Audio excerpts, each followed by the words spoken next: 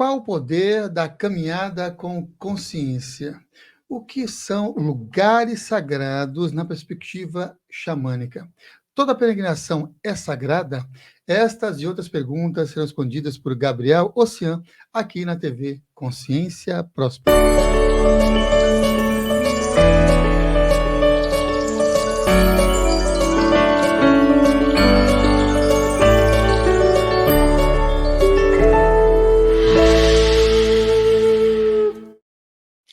Seja bem-vindo a mais uma edição do programa Consciência Próspera. Já adianto que esse programa ele é gravado. E como ele é gravado, então você vai poder participar o quê?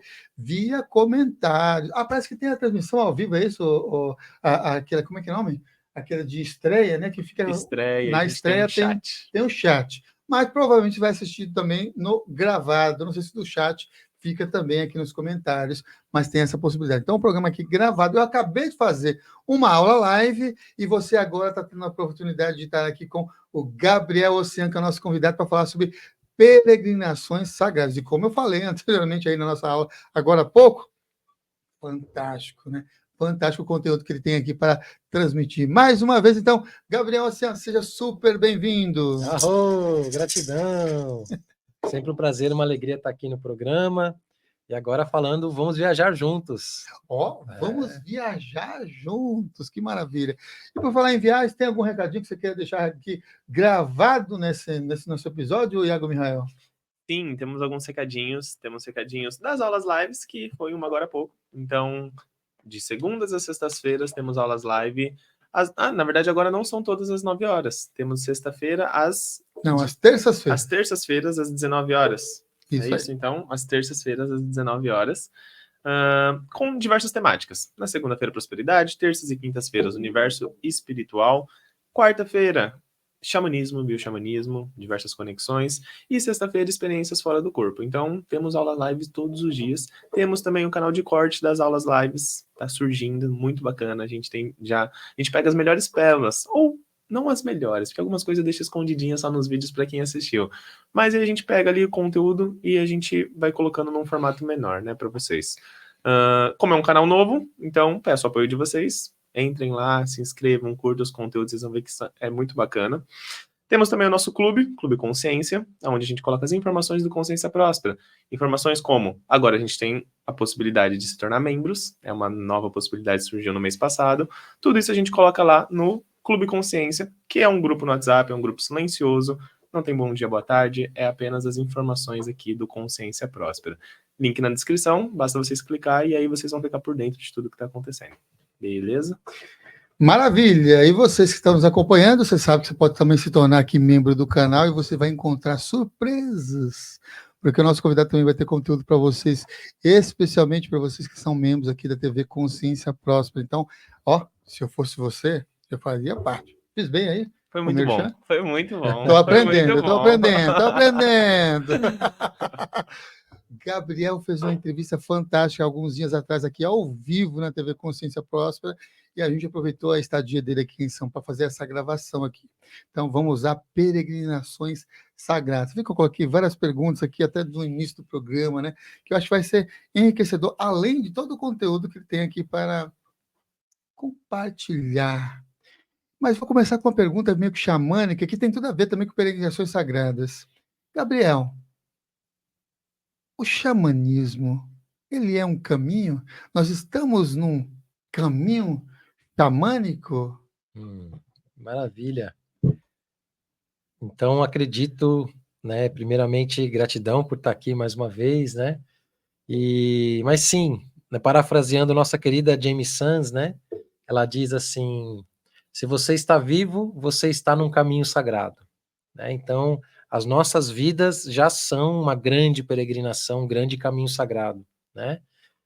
O que eu acredito que muda é que quando a gente vai conscientemente trazer para o corpo físico, né, para o corpo, essa coisa de andar, de pisar, de respirar nesses lugares, a gente vai fazendo um movimento tanto para fora quanto para dentro. Né? É isso que diferencia uma viagem turística normal, convencional, de uma peregrinação. A peregrinação, ela exige que a gente faça um movimento interno junto com o movimento que está sendo feito fora. Né? E o caminho xamânico, é um caminho de peregrinação contínua. Todos os dias a gente está sendo convidado a entrar nos nossos mistérios, acessar lugares internos, e quando a gente consegue combinar as duas coisas é maravilhoso. Por isso que eu sou, assim, realmente acredito que é parte do nosso caminho sagrado, do nosso Chankuluta, né, que é uma frase também para dizer esse caminho sagrado, caminho vermelho, né, é ir aos lugares, caminhar mesmo na terra, sentir esse poder, sentir essa força, sempre que possível, claro, né, muitas vezes a gente gostaria de viajar muito mais, e fazer muito mais peregrinações do que é possível, mas sim, sinto que, e inclusive outras tradições espirituais também, que não são estritamente xamânicas, né, religiosas, também vão falar sobre isso, né? Então a gente vai ver que é importante, pelo menos uma vez na vida, ou uma vez no ano, você programar para ir a lugares sagrados que vão te aproximar do divino, né, e daquilo que você acredita como sagrado. Então acho que é parte, sim, do caminho espiritual, incluir isso como uma prática. Uhum. Na maioria das vezes, quando você está numa grande metrópole, você está aqui em São Paulo, por exemplo, você vai presenciar aí nas pessoas caminhando na rua, diferente lá também da natureza, mas o estilo de caminhar Sim, é um jeito, né? Aqui claro. vai na correria, correndo. Então, qual o poder dessa caminhada com Isso, consciência, isso. não uma caminhada desenfreada para não sei aonde? Perfeito, né? Quando a gente caminha de maneira consciente, a gente tira a nossa mente do piloto automático, sai da mecanicidade, né? Então, esse exemplo da correria do dia a dia, né? Tá todo mundo sempre correndo. Isso leva a gente a um desgaste, né? Um desgaste emocional, um desgaste mental, e vai criando uma certa monotonia também na nossa vida. Quando a gente traz o caminhar com consciência, o peregrinar, ou mesmo você pode estar dentro de uma grande cidade e fazer peregrinações aos lugares sagrados da cidade. Aqui, a cidade de São Paulo tem muitos desses lugares, tem mosteiros, tem mesmo lugares da natureza que são importantes. Então, olha, eu realmente acho que não há desculpas, né? Se você quiser fazer uma peregrinação sagrada, você pode realmente começar de onde é possível, da sua casa, do seu bairro, e começar a estender, né? Porque é como eu falei, é um movimento interno que vai devolvendo a consciência ao caminhar. Uhum. Bom, você já respondeu, então, uma das perguntas que a gente fez lá, né? Que toda peregrinação, então, ela pode se tornar sagrada de Isso, acordo com o intento e a consciência que você coloca e adiciona exatamente. nela, né? Uhum. Dessa perspectiva. E a outra pergunta que eu fiz também lá no início do programa foi o que é que são lugares de poder, o que é que são esses lugares de poder na perspectiva xamânica? Isso. Então são lugares que têm a presença de 2 elementos muito fortes, né. O primeiro elemento é o elemento da própria natureza. Todos os lugares sagrados, eles vão ter a a expressão da natureza ali pura, natural, né, de alguma maneira muito expressiva, ou vai ser uma montanha, ou vai ser um rio, ou um lago, ou uma caverna, né, é uma floresta. Então são lugares que naturalmente já são lugares de poder, por conta das energias da terra que já contém ali. Só que, além desses lugares, né, que já tem uma energia da natureza muito forte, a gente também vai agregar o movimento cultural, as egrégoras, né, das pessoas que passaram por ali. Existe algum fato histórico conectado com alguma tradição, com algum povo, que vai agregar àquele lugar uma, uma força espiritual maior, né? Então, aquele lugar ele pode ser a morada de algum espírito, ele pode ser um lugar que testemunhou uma passagem de algum mestre importante. Então, aquele lugar acaba sendo um imã que vai atraindo pessoas em busca desses mesmos princípios, né. Então, Uhum. além da força natural, tem a força humana ali, da história, das egrégoras, das mitologias, das lendas, né. Então tudo isso vai somando, isso faz o lugar ser muito poderoso, né. É isso que para mim torna um lugar sagrado. Legal. E hoje a gente vai ter aqui o privilégio, a oportunidade de viajar, uma viagem xamânica nas peregrinações com o Gabriel Ocean, e ele trouxe aqui uma diversidade, não são 4, ó, são 4, você vai ticando aí É, no seu passaporte do programa de opa. hoje, você vai ticando aí os lugares onde vão ser mostrados aqui, compartilhados nessa partilha aqui com o Gabriel. Então vamos começar já a mostrar aqui as Isso, as imagens aqui, ó. Oh, que beleza. isso. Então a gente vai começar de trás para frente, por ordem cronológica das viagens que eu comecei a fazendo, assim, né, nesses últimos anos, e essa primeira imagem que está sendo mostrada aí é um ponto de observação, é um mirante de observação do lago Atitlán, na Guatemala, e temos aí a bandeira da Guatemala, né? Então é um dos lugares que, inclusive, é um lugar de peregrinação dos próprios maias, né? Então, já o lago Atitlán é um lago sagrado para os maias, mas também os lugares que eu fui é também um lugar de peregrinação dos próprios maias, né?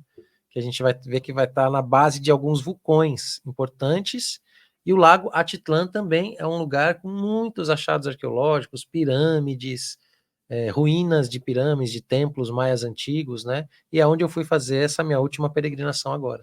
Aproveitar que você falou dos maias, quem é que são os maias? Eles são, todo mundo tem essa dúvida, né? Eles são do México, eles são da Guatemala, de onde são? E eles existem até os dias de hoje? Exatamente. Sim, os maias são um povo com várias etnias dentro do próprio povo. Então, a nação maia tem lá, né, várias famílias que todas tiveram um ancestral comum. Mas, atualmente, a gente tem, sim, a presença de 20 etnias maias, né, algumas muito vivas com seus dialetos, inclusive Maia Quiché, Maia Cachiquel, Maia Yucotán e outros, né, que são expressões bem vivas, né, e estão vivos até os dias de hoje. Então, não é um povo extinto, é um povo que vive nessa terra, né, que a gente conhece hoje como México e Guatemala, principalmente, porque pode ter algumas etnias maias que acabaram indo também para Equador, para outros lugares, mas a essência, o coração dessas terras estão no México e na Guatemala, que também é conhecido como Guatemala, né? O nome antigo, Guatemala, esse lugar sagrado dos maias. Uhum. Voltando aqui para nossas apresentações aqui das fotografias também, né? Olha aqui.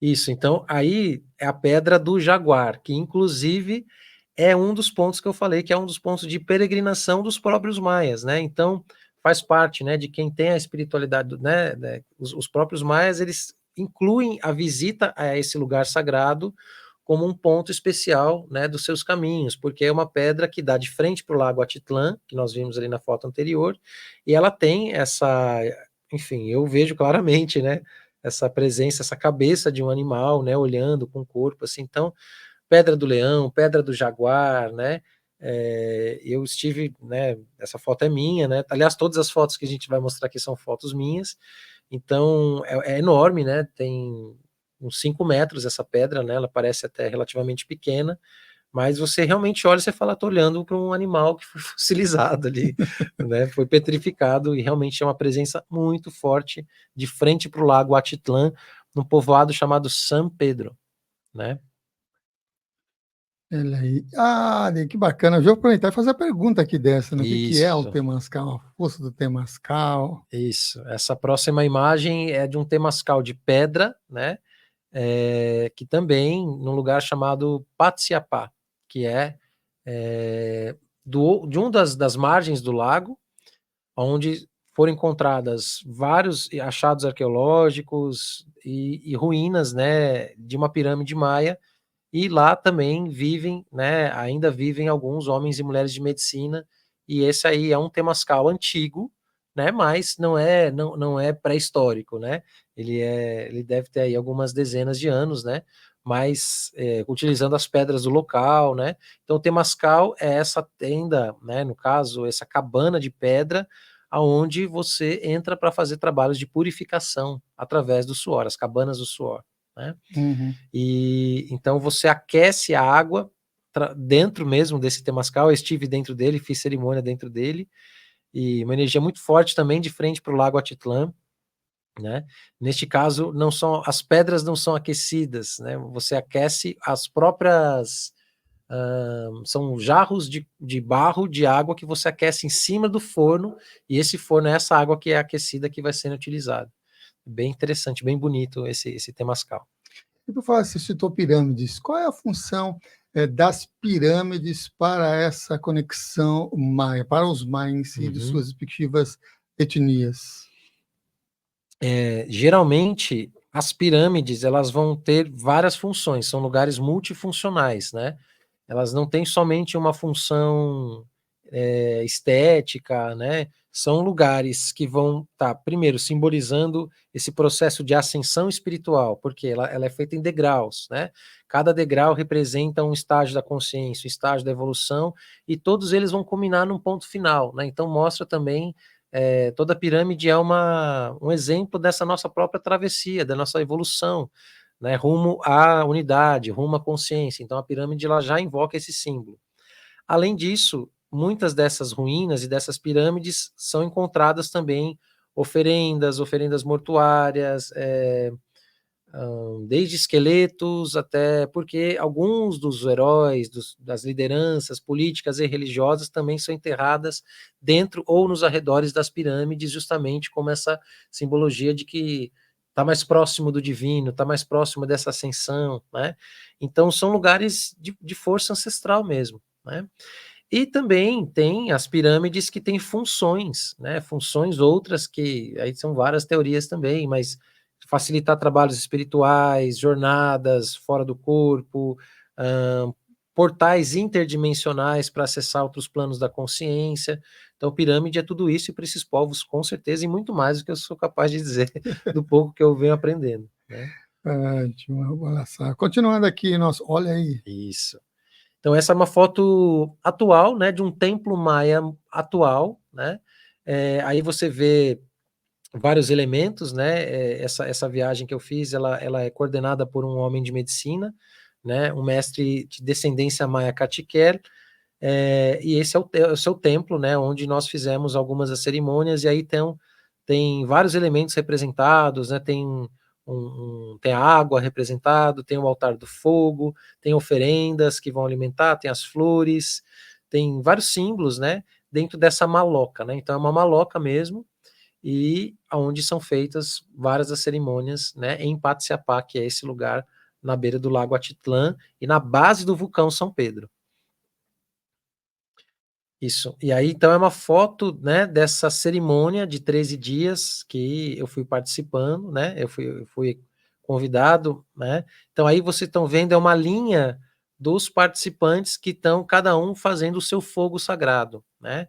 Essa cerimônia que eu fui participar, ela se chama Nine Fires, ou Nove Fuegos, né, onde nós temos a oportunidade de aprender como se faz um fogo maia, como acender ritualisticamente. Então tem 13 pessoas, cada uma dessas pessoas rezando seu próprio fogo, e depois tem um fogo central que vai aparecer em algumas das fotos, né? E tá aí a foto desse maestro, né? O Taita Eric Gonzalez, que coordena esse trabalho, esse processo lindamente, e ele tá ali justamente animando um dos fogos, né? Inclusive dos únicos brasileiros que estão aí, nessa foto ele tá ativando o fogo do Gustavo Tanaka, que já esteve no Xamãs Connect, inclusive, um dos nossos convidados, né? Legal. E ao lado tô eu, e depois a sequência dos outros buscadores, né?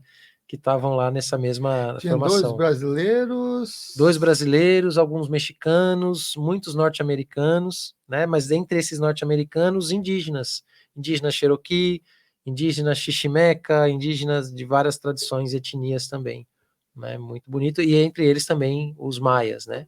Uhum. Eu gosto muito dessa foto, né? Essa foto é uma das fotos do fogo central, e que ela mostra realmente a manifestação do fogo na sua potência, né? Porque essa cerimônia ela está invocando os espíritos, está rezando para as forças da natureza, e aí a gente vê, né? Eu particularmente vejo claramente a presença, né, de uma figura, né? Meio animal, né? Um dragão, uma serpente emplumada, enfim, o nome que você der, mas ela traz, né? Uma espiral de fogo muito bonita, alta, né? Estamos falando aí de quase 2 metros, né, essa imagem desse fogo, né?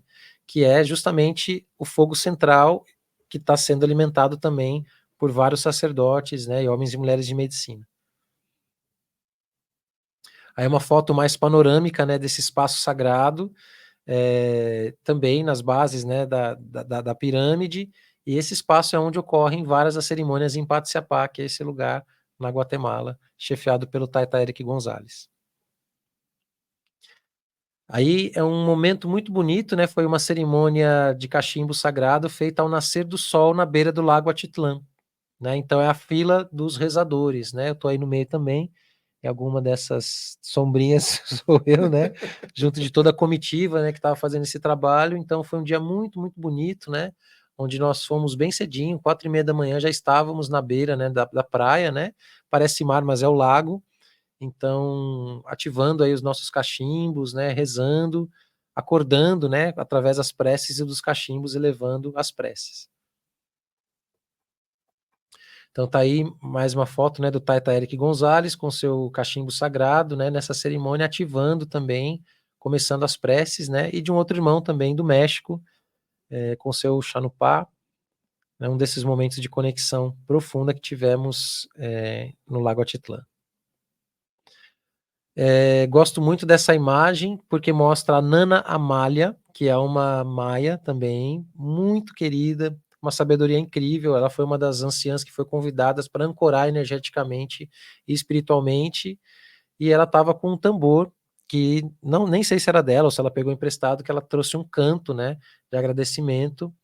E ao fundo dá para ver 2 dos vulcões, né, porque o Lago Atitlã ele é envolto por vulcões, alguns deles ativos, inclusive, né. Então essa imagem mostra a Nana Malha tocando, cantando, os vulcões ao fundo, gosto bastante dessa foto. Aí, novamente, né, um outro fogo, porque são 9 fogos, então a gente era convidado a fazer 9 fogos sagrados em dias determinados, em horários específicos. Então teve fogos que nós fizemos ao nascer do sol, outros ao pôr do sol, outros tarde da noite, cada um relacionado a um nagual, a uma força do tempo, segundo o calendário maia antigo, né, Maia Catequela e Maia Quiché, né. Então aí é uma das fotos do fogo à noite, que fica bem bonita, inclusive. Novamente, né, uma imagem mais ampla dessa cerimônia. E aí uma foto, né, da comitiva brasileira, vamos falar assim, a bandeira do Brasil aí no meio. Então a gente está com os nossos altares de chão, com tudo isso que vocês estão vendo nessa cesta, são ervas, né, que são oferendas que são entregadas ao fogo, né. E tá eu e Gustavo Tanaka, né, ele tinha oferecido uma música, né, para a comitiva, e a gente estava ali celebrando a presença aí da comitiva brasileira no meio das terras maias. Aí mais uma vez, né, aí é uma foto, de como fica o fogo depois que a gente faz o fogo, né, então ficam as cinzas, né, cada fogo tem uma simbologia. Nesse fogo em específico, a gente foi convidado a decorar com flores, etcétera, e as cinzas centrais vão formando símbolos, né, e esse meu caso, nesse meu fogo em específico, foi feito um coração ali, né, para trazer em branco, então você vê eu consigo ver o coração pelo menos, né, não sei se quem está vendo a foto vai conseguir. Ao fundo tem algumas bandeiras, né, a bandeira do Brasil também, a bandeira desse grupo, né, o Earth Peoples United, que faz parte dessa, enfim, desse movimento, ao lado a bandeira em vermelho e amarelo, a bandeira dos Mohawk, né, porque tinham vários representantes, inclusive uma liderança Mohawk que estava lá também, né.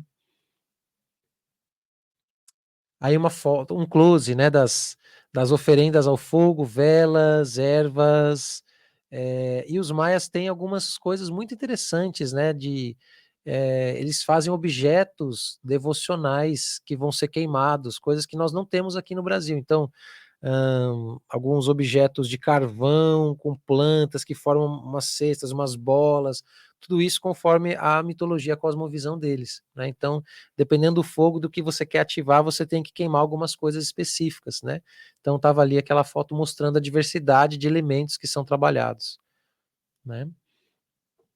Mais uma foto de um fogo noturno, bem bonito, aí os anciões trabalhando no fogo central. Mais uma foto do fogo noturno, que fica bem bonito, né, então aí dá para ver os fogos laterais e o fogo central. Próximo é um fogo, né, que também as cinzas de um dos fogos que eu fiz, né, aí nós fomos convidados a traçar um símbolo, né, aí eu fiz os círculos dentro dos círculos, né, também dentro de um comal, que é uma bandeja, de pedra, né, seria uma cerâmica, né, como se fosse um prato de cerâmica ovalado, que recebe os nossos fogos, né, então a comal é um ser feminino, na verdade, que vai receber o fogo, que é o ser masculino. Aí mais uma foto, né, para dar uma dimensão do tamanho, né, de como fica, do tamanho do fogo, né. E aí a lua cheia no Lago Atitlã, que é um espetáculo, né? Os raios de sol. Aí estava começando a anoitecer e a lua já estava lá despontando. E aí é uma foto da maloca que nós vimos por dentro, mas olhando de fora ela é essa cobertura de palha, é o fundo do Lago Atitlã, e lá ao fundo também as nuvens, né? E o vulcão ultrapassando as nuvens. Aí eu recebendo, né, ao final dos 9 fogos, né, a gente recebe essa faixa cerimonial, né, Katikel, que significa aquele que caminha o caminho sagrado, né? E então tem esse simbolismo, também é um elemento de proteção que protege o umbigo, né? Então foi um fruto aí de toda dessa peregrinação, né? Aí também é com a bandeira dos Mohawk, né? Depois eu fiz uma sequência de fotos, né? Porque eu gostei muito dessa representação das várias etnias, dos vários elders que estavam ali, né? Então tirei uma foto com cada uma das bandeiras, né? Essa aí é a tradição Mohawk, bem bonito. Maia, né? Maia Kitchel, aí é o jaguar com a flor, né? Que é um símbolo desse trabalho com as medicinas também, né? Que eles fazem muitos, né? Trabalham com medicinas da Amazônia. O símbolo dessa linhagem do Earth Peoples United, né? Tá aí o canil no centro, e esse símbolo é um símbolo traçado que representa os 7 Arpu, né? Os 7 chefes, os 7 espíritos, os 7 guerreiros, né? E ao centro o canil, que representa as 5 direções sagradas. Esse é um movimento, né, que acontece com algumas nações indígenas norte-americanas, né, que toda criança conta, toda criança é importante, principalmente no lugar de inclusão, dizendo que, né, uma criança branca, ela não deve receber mais direitos, ou uma criança não indígena do que uma criança indígena. Então, é um movimento forte que está acontecendo agora nos Estados Unidos, né, em termos de inclusão social mesmo dos povos indígenas, enfim, norte-americanos, né? E tá aí uma das crianças que estavam lá com a gente. Aí também uma tapeçaria antiga, né, representando também essa conexão, principalmente com a serpente emplumada, no caso dessa imagem. Aí a bandeira da nação Cherokee, pequenininha, né, mas bem bonita. Também tinham lá alguns elders Cherokees também estavam lá presentes. E essa é uma bandeira de unificação, né? Ela já existem várias etnias, né? Então tem todo esse é como se fosse um cinturão. Então aí tá aí os Lakota, os Cherokee, né? Então já é uma bandeira de unificação dos povos, né? Que algumas tradições indígenas norte-americanas têm essa bandeira, né? Já representando a união dos povos indígenas, né? Norte-americanos. Aí a Uipala, né, que já é a representação dos povos originários mais andinos também, mas que faz muita referência ao arco-íris também, aos povos arco-íris, a ponte arco-íris, Chacaruna, né, a ponte que vai para o céu, mas é uma bandeira de representatividade dos povos originários, principalmente da América do Sul, né. Caso foi eu que levei essa bandeira também, né, representando as nações aqui da América do Sul, e ela estava lá estendida também, né, como representando aqui o pessoal do Sul. Essa bandeira é o Haida Nation, né, que é bem incrível, eu acho lindo os motivos, né, a simbologia. Então aí tem um urso, e aqueles totens que a gente vê, né, bem bonitos, né, vem da nação Haida. Então esse é o símbolo da nação Haida mesmo, que é uma nação que está acima do Canadá, quer dizer, está ali naquela faixa, inclusive. Aí já é visitando uma tecelagem artesanal, né, uma comunidade de mulheres que está resgatando a forma tradicional, porque a tecelagem é uma das práticas ancestrais, principalmente das mulheres maias, né? Elas trazem muita força, né? Muitas das práticas delas, os altares, os panos de mesa, são através dessa tecelagem, e a gente foi visitar uma dessas tecelagens artesanais. Algumas das esculturas, réplicas de esculturas encontradas, né? E no caso, essa trazendo também motivos, divindades ligadas ao cacau também, que é uma das práticas muito utilizadas pelos povos maias, antigos e atuais, né? A utilização da bebida do cacau sagrado. Qual que é a origem, né, a conexão desses ensinamentos, se trabalhar com o cacau? Hoje no Brasil está Sim, espalhado muitos e muitos lugares e cresceu absurdamente isso. na última década, vamos chamar Exato. assim, Uhum. muito esse crescimento, né? E qual é o que é o propósito e a conexão primária desses povos originários em relação a essa cerimônia? Excelente pergunta, né? O cacau, a gente já tem hoje pesquisas que comprovam que ele vem da Amazônia, né? O uso mais antigo que a gente tem conhecimento do cacau, a gente vai encontrar na Amazônia peruana hoje em dia, inclusive. Então, sabemos que o cacau era uma planta utilizada de maneira sagrada, porque são encontrados dentro de oferendas, em esculturas, em imagens. Então, a gente vai ter essas expressões no Peru, e subindo também, né? A gente vai ter em vários dos países da América Central, Guatemala até chegar no México, né? Então, provavelmente hoje o que se acredita é que se origina na Amazônia, como a prática dos povos amazônicos, né? Aí não estamos falando só da Amazônia brasileira, mas da Amazônia como um todo, né? Que pega aí todo Venezuela, Peru, aí vai embora, Bolívia também, um pedaço, né? Mas ela começou a se ampliar, então ela chega até o México. No México, né, justamente entre os povos maias, você vai ter um uso cerimonial bem bonito, bem enraizado na cosmovisão. Então, o uso do cacau como uma bebida de conexão, né, como uma bebida, inclusive, dependendo da cosmovisão que você acessar, que seria parte da quinta raça da humanidade, que é essa raça que nós estamos vivendo hoje, que somos nós, né? Então, a gente sabe que os maias falam muito do milho, né? Nós somos do milho. Mas para algumas tradições maias, principalmente para os Maia Yokotã, nós somos feitos de milho, sim, mas também de cacau. Como se o milho trouxesse o princípio masculino do sol e cacau trouxesse o princípio feminino, né? Então essa simbologia é bem forte, bem presente. E aí o que acontece é que várias tradições ancestrais, dentre elas maias, mas incas também e outras, que dessa região América Central e América do Sul, vão ter vão tendo derivações do uso dessa medicina, vamos falar assim. O que acontece? Nos anos 2010, mais ou menos assim, começa um reavivamento, né, desse estudo dessa bebida do cacau, e esse movimento, inclusive, começa na Guatemala, através de um movimento até mais esotérico, não tanto conectado com as tradições ancestrais, né? Então, esse movimento, ele começa a acontecer na Guatemala e ele é levado, essa forma que chega aqui no Brasil primeiro, de fazer cerimônias do cacau, que na verdade não são cerimônias, são rituais, porque para os maias, a cerimônia do cacau mesmo tem que ter algo muito sério, dentro de uma floresta de cacau, não pode ser só o cacau, tem toda, né, uma simbologia. Então começa um movimento de reavivamento do uso da bebida do cacau, mas de formatos modernos, que não seriam o formato original, né? De fato, é algo presente até hoje entre os maias, mas até mesmo entre os maias, não são todos eles que utilizam o cacau como expressão espiritual mais intensa, né? Entre os maias quicheles e os maias catequés, você vai ver que o cacau está presente, mas não é o centro. Já entre os Maia e Yokotã, o cacau está no centro. Inclusive, eu recomendo, tem uma entrevista que nós fizemos com o Abuelo Efrem, que é Maia e Yokotã, né, da região de Tabasco, no México, onde ele vai contar tudo isso que eu estou falando com muito mais propriedade do que eu.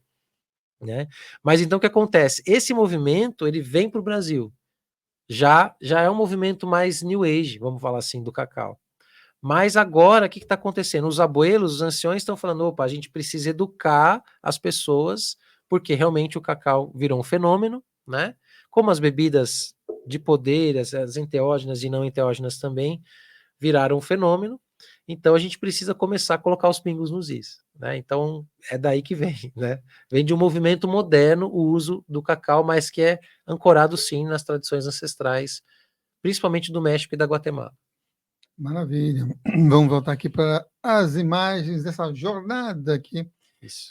Estamos ainda na Guatemala. Vamos que vamos. Isso. Aí é uma das cidades turísticas, né, que fica na beira do Lago Atitlán. É uma cidade bem bonitinha, não me recordo o nome agora. Tem um monte de guarda-chuvas lá, parece. Guarda-chuvas. Isso. Opa, aí. Essa imagem é bem interessante porque ela vai justamente mostrar o que a gente chama de Choquir, né? O Choquir seria um dos calendários maias, né? Porque são vários calendários, mas esse calendário maia é mais antigo, né? E ele que é utilizado em muitas tradições que estão vivas, né?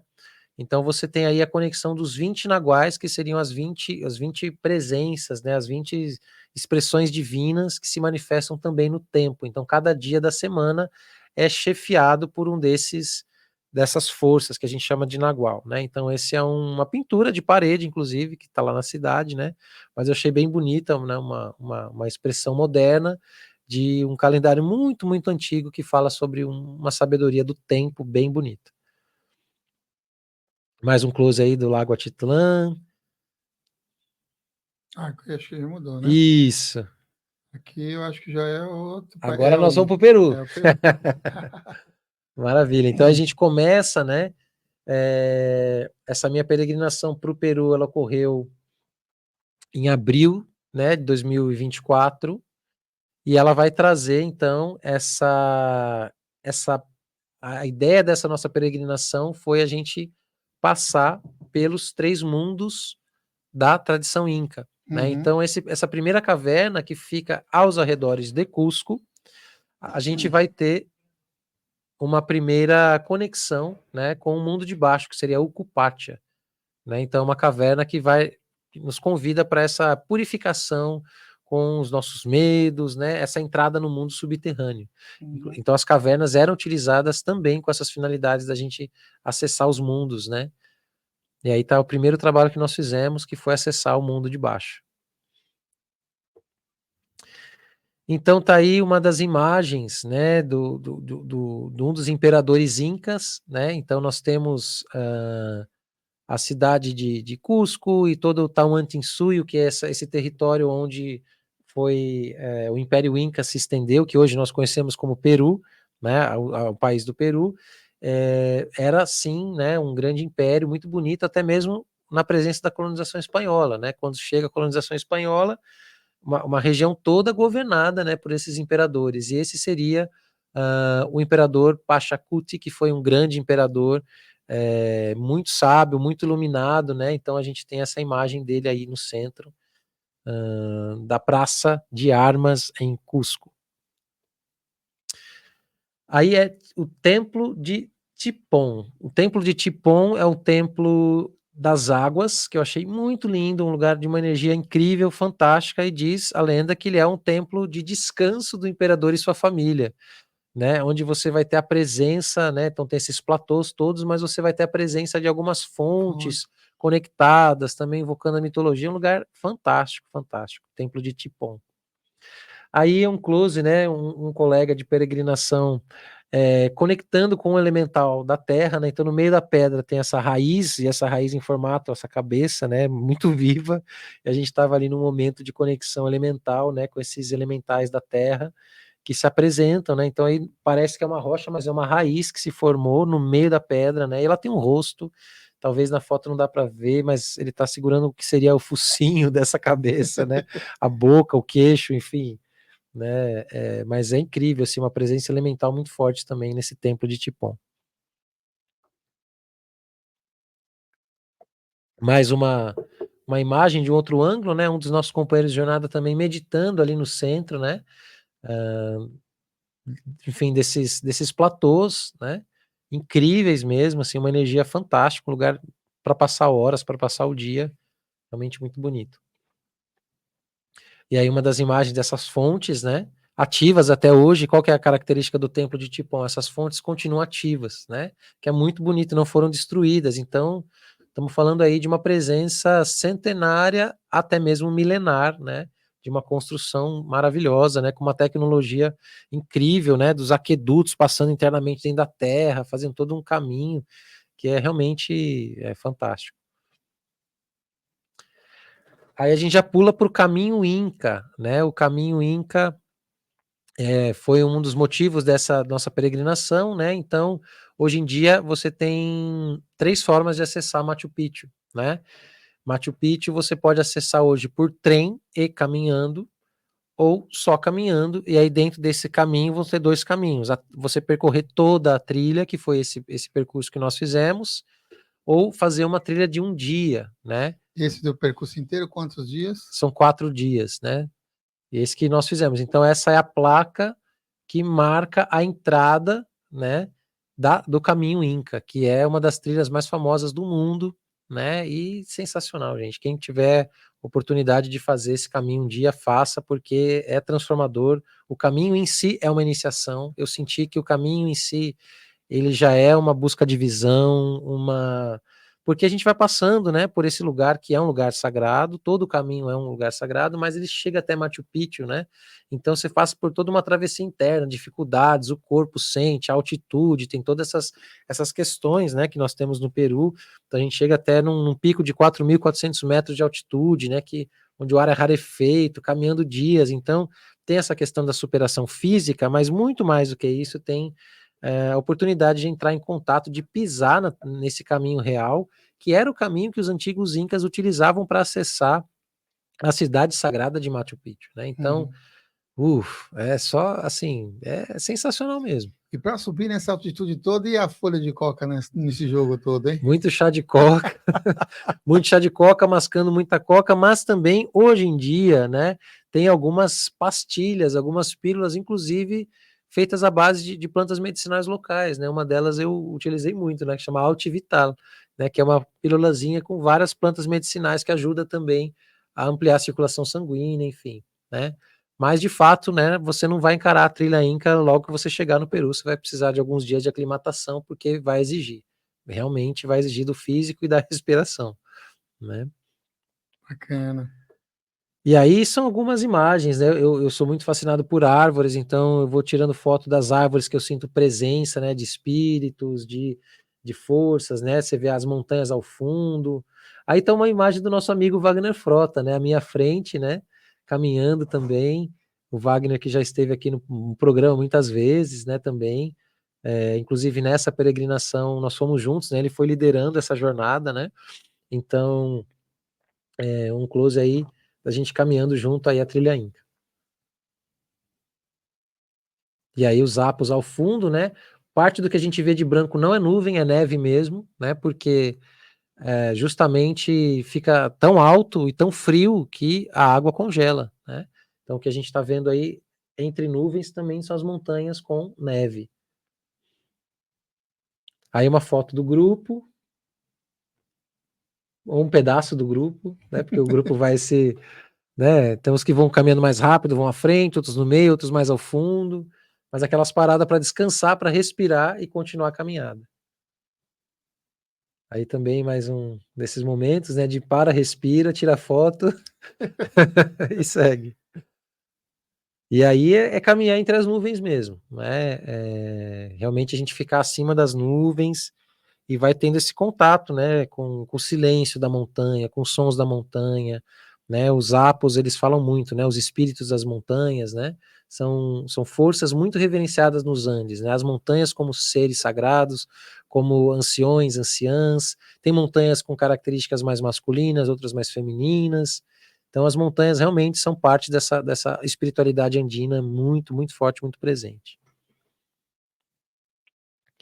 E aí também mais uma foto de como a gente está caminhando entre as montanhas, né? Você vê que entre as nuvens, né? As nuvens estão abaixo, né? E então é bem, assim, uma foto bem característica, né? De quando se faz o caminho Inca, né? De repente está tudo aberto, de repente tudo fecha, em questão de segundos, né? Quem viu, viu, quem não viu, não vai ver, né?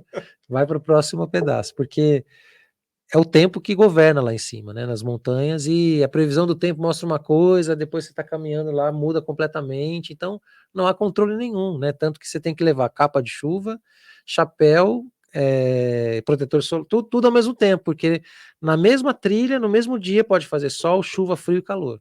Ou melhor, vai fazer sol, chuva, frio e calor. Todas as estações Todas da as mesma estações. Aí uma dessas, né, durante a trilha vão tendo cavernas, né, ela vai sendo cavada no meio de pequenas, enfim, né, então são pontos também, pontos de parada, pontos de descanso, né, alguns desses pontos com oferendas, encontrado oferendas, registros de oferendas e muito mais, né.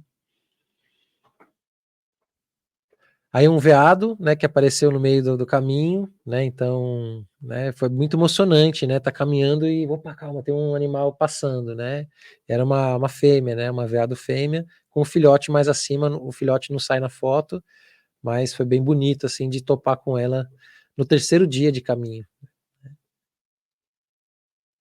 Aí as árvores com as escadas e, enfim, eu vejo muita presença, né, dos espíritos da floresta, das árvores, nas árvores nesses lugares, né? Então, quando você vê árvores retorcidas, árvores com furos, né? Você vê que tem uma presença elemental diferente ali, né? Não é uma árvore comum, né? Então eu vou me encontrando com esses elementos aí o tempo todo e vou registrando, né? Ou com, enfim. E essa daí é uma das huacas, né? Porque dentro dos povos andinos, eles vão ter esse conceito de lugar sagrado, né? Que é justamente a palavra huaca, seria lugar sagrado. Então, mesmo dentro dos templos, que já são por si mesmos lugares sagrados, você vai ter a presença de algumas pedras, de alguns lugares que são mais sagrados ainda, né? Ou conectados com algum outro lugar sagrado. Eu tenho uma teoria que esses lugares, eles eram como se fosse também uma espécie de internet do mundo antigo. Porque, por exemplo, essa waka que nós estamos vendo aí, ela é uma waka que vai representar uma outra montanha sagrada que eles têm, um outro apo, né? Que, se eu não me engano, é o Al-Sangati, né? E então eles faziam oferendas a essa pedra, nessa pedra, como se quem estivesse fazendo as oferendas para a própria montanha, para o próprio Apo Sangati. Então a gente vai ter várias dessas wakas ao redor, né?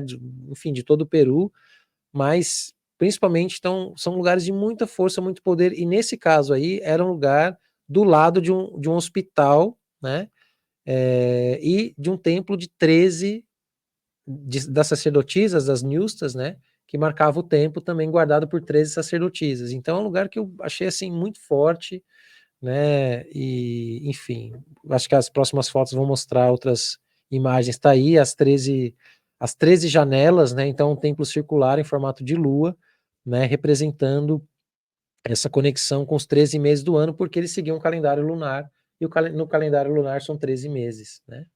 E aí minha amiga tá aí no centro fazendo toda essa conexão, né, com o feminino, com as luas, realmente um lugar muito sagrado. Aí foi uma árvore muito antiga que ocorreu um fenômeno bem interessante, né?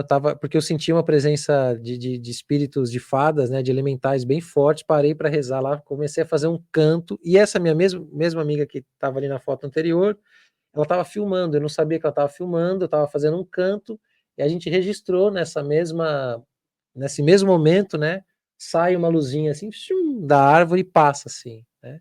E desaparece. Uma luzinha translúcida, a gente fala, foi um inseto, uma borboleta, né? E não, né? De fato foi uma manifestação aí de um elemental, né? Porque realmente a gente sentiu uma presença muito, muito ancestral nessa árvore, uma presença elemental muito grande também. Ao longo de toda a trilha Incas tem paisagens como essa, né? Lugares de muita conexão, muito antigos também. E essas árvores, elas são chamadas de queunas, né? Elas são da família do carvalho, né? Então são árvores que são sagradas para eles, e o que a gente está vendo realmente são árvores ancestrais que estão sendo preservadas ao longo do caminho, as queunas. É realmente incrível. As nossas amigas lhamas, né, não podia faltar, falando de Peru, né? Uma das poucas fotos de lhama que eu consegui tirar, porque geralmente quando eu chegava já estava muito cansado, eu queria ir direto para a barraca, dar uma descansada, porque é puxado. Então explica para as pessoas, né, que qual é o período de caminhada para você fazer a trilha Inca durante o dia e tal. Então a rotina, basicamente, a gente acorda muito cedo, né, e começa antes do sol raiar para aproveitar assim e caminhar, né? Então saímos escuro, caminhamos e paramos para tomar um lanche no caminho, né, fazer uma parada para comer alguma coisa, e depois, né, paramos num lugar, num ponto definitivo, num camping definitivo, onde a gente janta e dorme super cedo para continuar o dia seguinte, né? E vai os ajudantes, né, os carregadores que vão na frente levando todos os mantimentos, então as barracas e todo equipamento ele é montado e desmontado a cada dia, né? A única coisa que tem de estrutura fixa, no caso, são banheiros, né? Se você chega num lugar, o camping é totalmente selvagem, com pouquíssima estrutura, mas tem lá um banheiro, um lugar, né, um platôzinho, a não ser que você pague absurdos, né? Porque hoje você tem toda uma faixa aí de, né? Você tem também fazer a trilha Inca Gourmet, é possível, né? Não foi meu caso, né? Eu fiz mas também não foi totalmente roots, né? Assim, facão e abrindo, não. Né? Hoje em dia tem empresas especializadas, né? Que apoiam, né? Todo esse movimento, mas de fato ainda é algo muito puro, né? Mesmo com toda essa pouca estrutura que tem no caminho, esses pit stops, né, esses pontos de parada, pontos de apoio aos caminhantes, ainda assim é muito, porque você tem um controle de número de pessoas por dia que pode caminhar na trilha, tem lista de espera, não é assim, vou chegar, vou fazer a trilha Inca, não, você tem que ter uma preparação, então, o que eu Tanto a acho trilha muito Inca bom. quanto o na Pitch, tudo com isso. Sim, eu acho bom porque você dá uma orientada, né? Não é um turismo desgovernado, né? Assim, tem os dois lados, né? Tem gente que fala, gosta de ficar livre, gosta de ficar o tempo que eu quiser, etc. Sim, mas pensando do ponto de vista da população mundial, é importante ter um direcionamento turístico, né? E eu acho que a Trilha Inca é um desses lugares que está muito bem preservado e vale muito a pena. Então, esse lugar foi um lugar que eu pude ver, né? E são terraços de agricultura, né? E esses terraços de agricultura são como pirâmides mesmo. Você fala assim, uau, é muito grande, é muito lindo, né? Então a tecnologia que eles tinham, esse entendimento de como cultivar as batatas, os milhos, enfim, as várias, né? Eles faziam todos nesses terraços, né? De frente para os vales. Então, assim, de fato, eles tinham um conhecimento da agricultura também muito forte, né? Aliás, os sacerdotes, para serem sacerdotes, eles tinham também um conhecimento de agricultura, não era separado, né? Conhecer só dos astros, só dos espíritos, não, tinha que conhecer de tudo, da terra também, né? Então, geralmente, os templos vão ser também lugares de produção de alimentos, lugares de oferendas, né? É misturado mesmo. Tem um outro ângulo desses terraços, um outro ângulo desses terraços, isso já quase chegando em Machu Picchu, já é o último dia ou penúltimo dia, exato, é o terceiro dia, né? A gente para no último camping para já no dia seguinte seguir para Machu Picchu, né? Aí é um outro templo muito lindo chamado Huayna Huayna, onde você também tem a presença de terraços de agricultura, tem uma cachoeira ao fundo muito bonita, templos, conexões equinociais, solsticiais, é um lugar fantástico que você só acessa se você fizer a trilha a pé. Esse é um dos templos que você não acessa se você for direto para Machu Picchu, né? Você tem que fazer a trilha Inca para poder acessar esse templo de Huayna Huayna, que é realmente fantástico. Mais um close, né, dentro do templo de Huayna Huayna. Aí cada uma dessas casas, né, teriam paliçadas, né, teriam telhados verdes, né, que hoje a gente não vê, a gente vê as ruínas das paredes, né, mas elas seriam cobertas, e aí cada câmara dessa, ou é para guardar alimento, ou é moradia, ou enfim, né, aí cada uma dessas construções tem uma finalidade também. Intipunco é esse lugar de mirada, né, onde você tem a presença, é um dos portais, né, quando você começa a observar a entrada de Machu Picchu está embaixo, porque a gente está acima, a gente chega por cima. Então, Intipunco é um desses lugares onde você vê a montanha Machu Picchu, né, de cima, e você tem uma vista panorâmica incrível, que eu acho que é a próxima foto. Isso, exatamente. Então tá aí, né, a vista Machu Picchu tá aí dentro, entre as montanhas, né, porque o que a gente vê, né, a gente não vê Machu Picchu, a gente vê o povoado Machu Picchu, mas o que se vê são outras montanhas. Você vê Putucusi, você vê Huayna Picchu, né? Então aí a gente está vendo Huayna Picchu e Putucusi, mas nós estamos na montanha Machu Picchu, né? Que tem o povoado Machu Picchu, mas quando as pessoas falam, tô vendo Machu Picchu, não, você tá vendo as montanhas de frente em Machu Picchu. Entendeu a diferença? E essa é uma das fotos, né?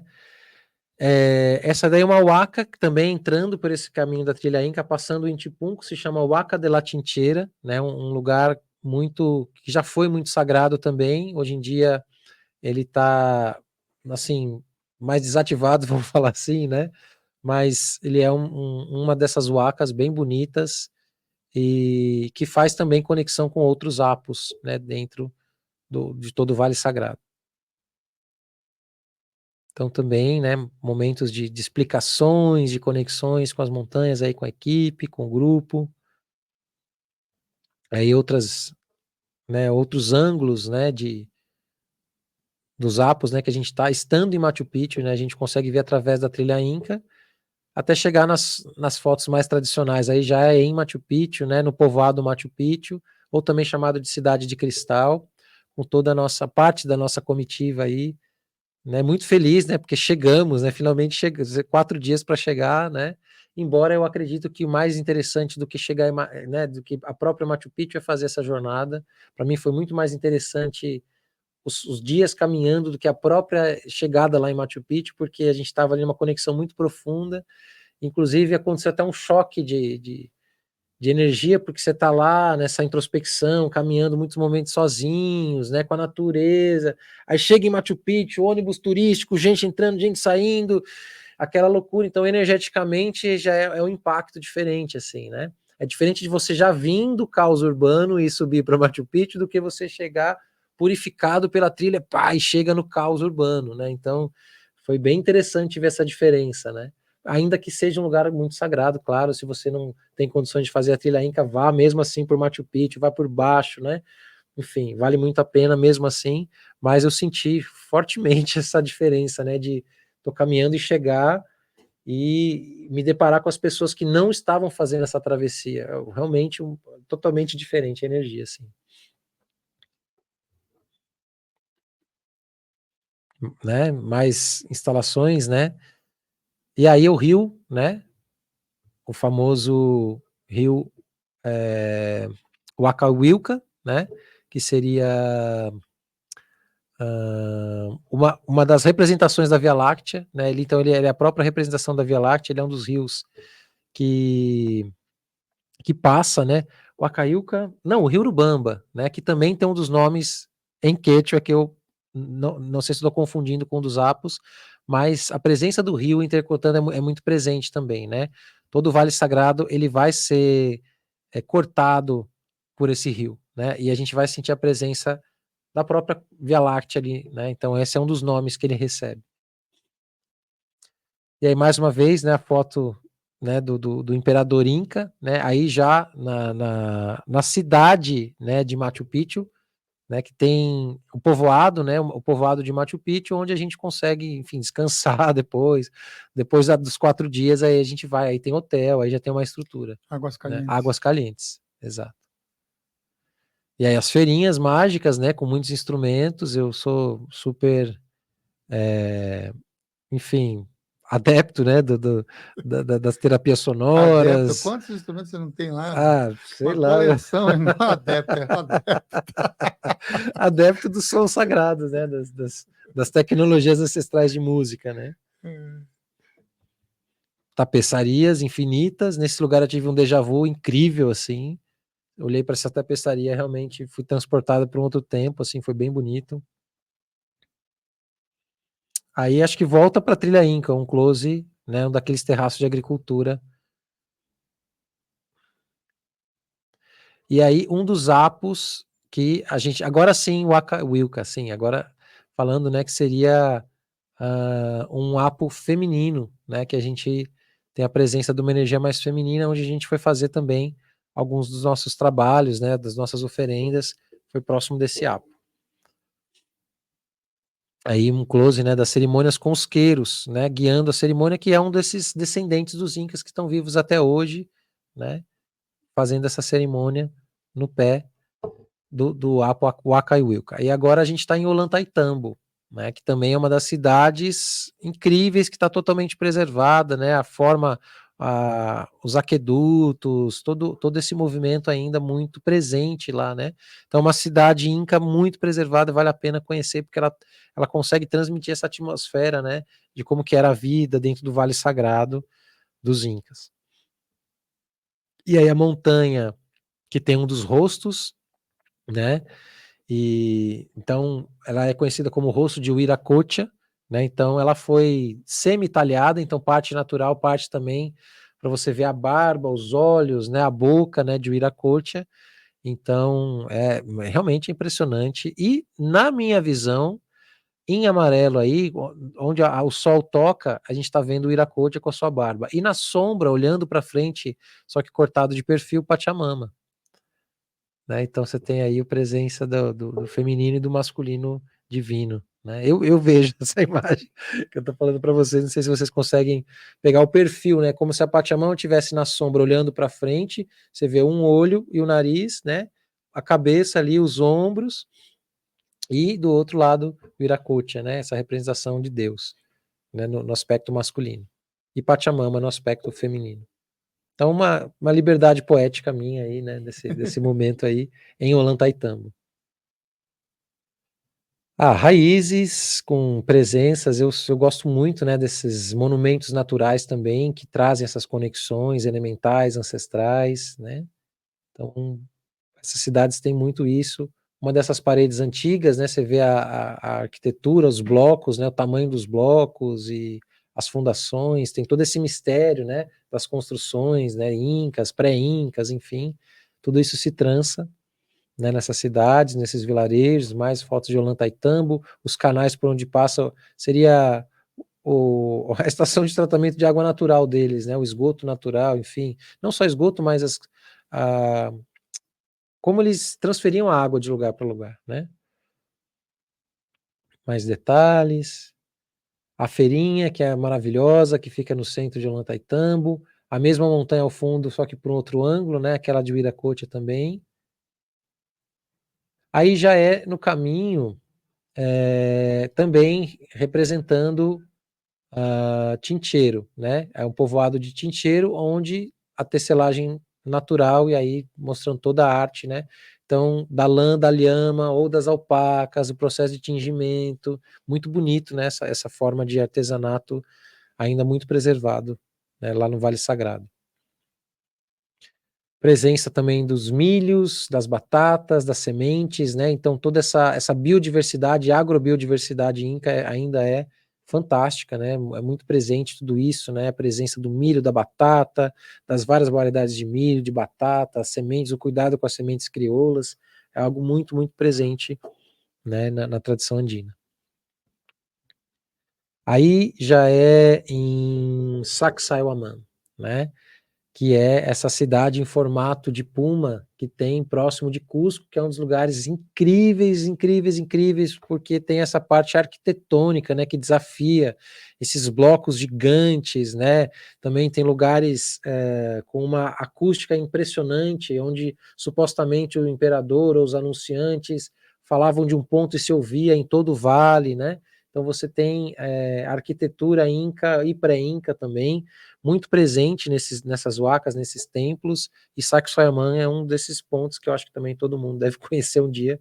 Você olha e você fala, nossa, isso aqui não foi construído, né, de forma simples, tem uma tecnologia impregnada aqui, muito além do que a gente pode imaginar, e até hoje a ciência não comprova como foi feito, com a precisão que foi feito, né? Tem várias teorias, né? Enfim, então vale a pena né, mergulhar nesses lugares. Então aí, né, um desses paredões com esses blocos, alguns formam patas, né? Você vê patas de bicho, né? Então no centro a almofadinha com os dedinhos, né? De uma possível pata de animal. Claro, tem uma liberdade poética aí de você de olhar e ver essas formas, né? Mas são blocos incrivelmente encaixados, né? Muito pesados, né? Uma tecnologia ancestral que a gente, entre aspas, desconhece, né? Eu falo entre aspas porque já se tem conhecimento, né? Ou através das vias, né, energéticas, espirituais, registros acásticos, ou também conhecimento tradicional oral, né?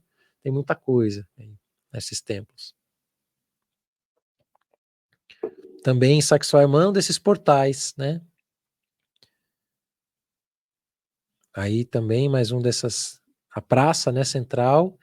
E aí também alguns mistérios, né? Você vê aí, a todo tempo você vai ter referências aos 3 mundos da Chacana, né? Mundo de baixo, mundo do meio, mundo de cima, mas também em muitos lugares, esse lugar provavelmente era inundado por água antigamente, então isso era um lago, há quem diga que era um lago de cura, enfim, aí tem várias especulações do que era esse lugar, né? Mas é muito interessante aonde você olha, um rochedo, uma rocha, não, ali está cavado, tem uma expressão, tem uma enfim, né, uma forma de expressão.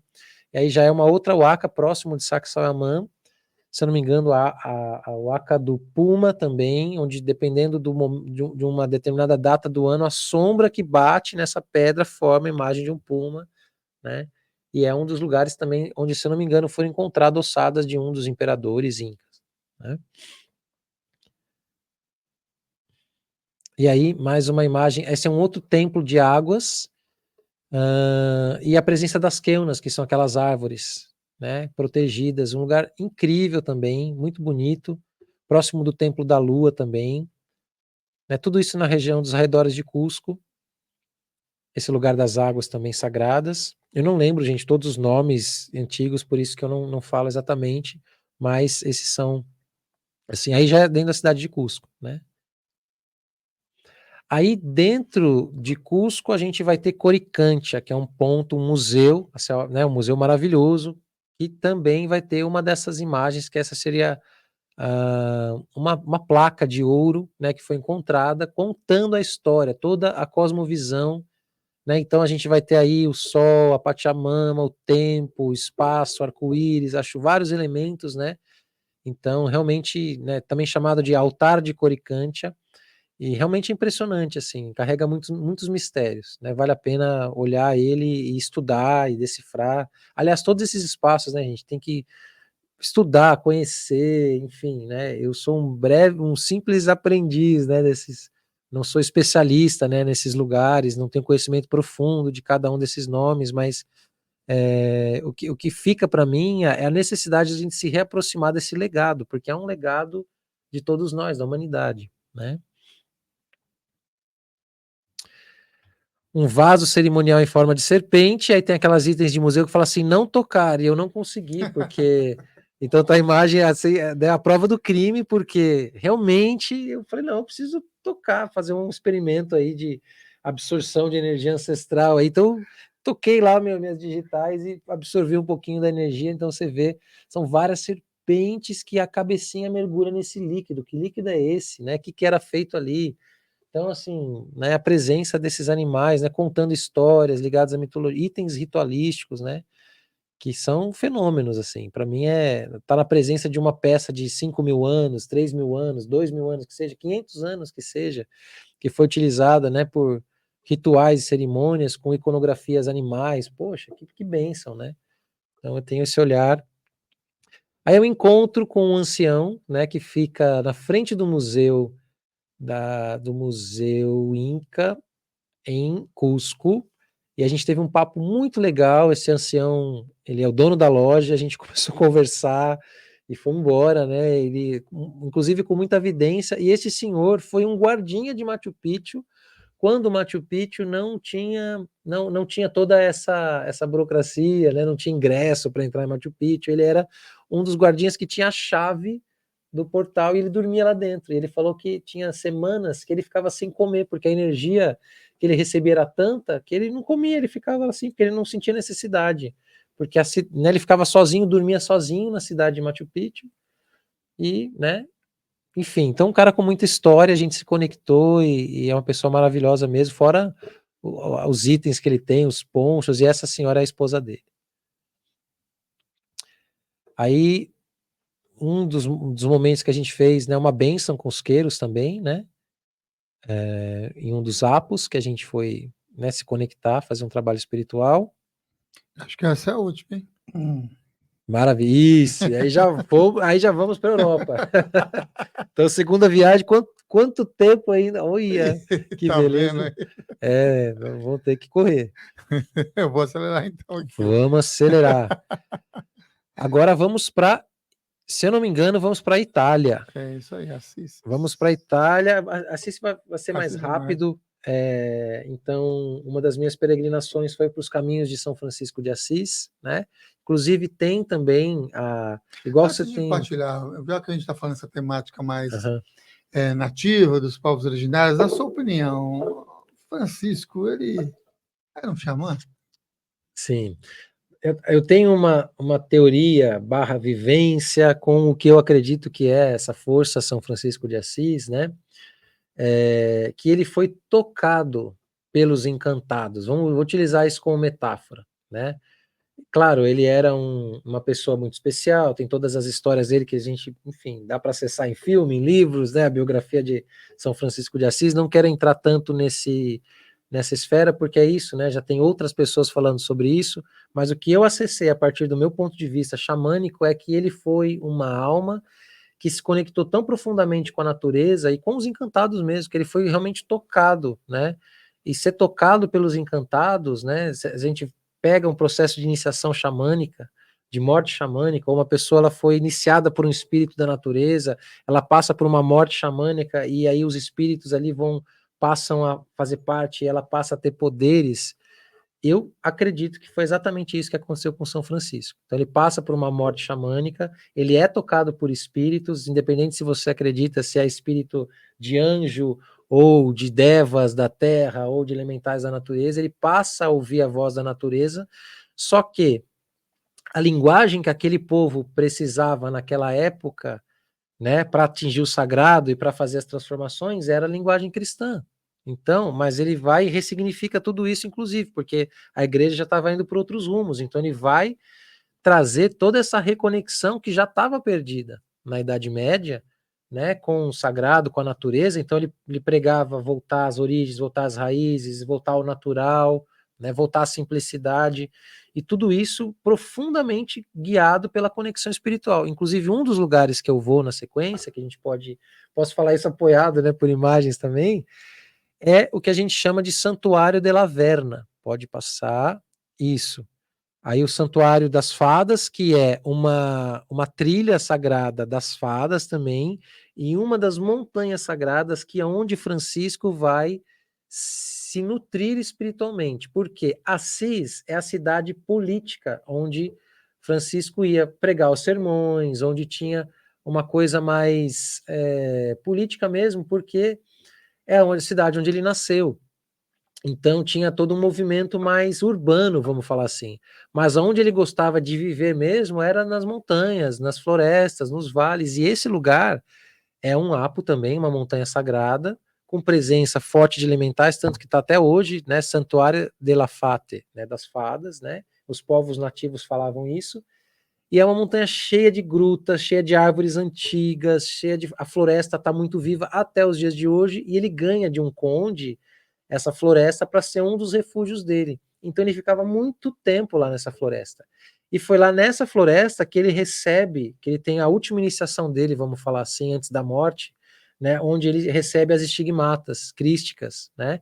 Então tem lá a gruta onde ele vê o espírito que trouxe mensagens para ele, que eles chamam de um grande anjo que desce, né? Então é um lugar muito, muito, muito sagrado, também é um lugar de peregrinação cristã, né? Então devotos de São Francisco vêm do mundo inteiro para conhecer não só Assis, como também Santuário de la Verna, né? E eu caí de paraquedas nesse lugar. Por quê? Eu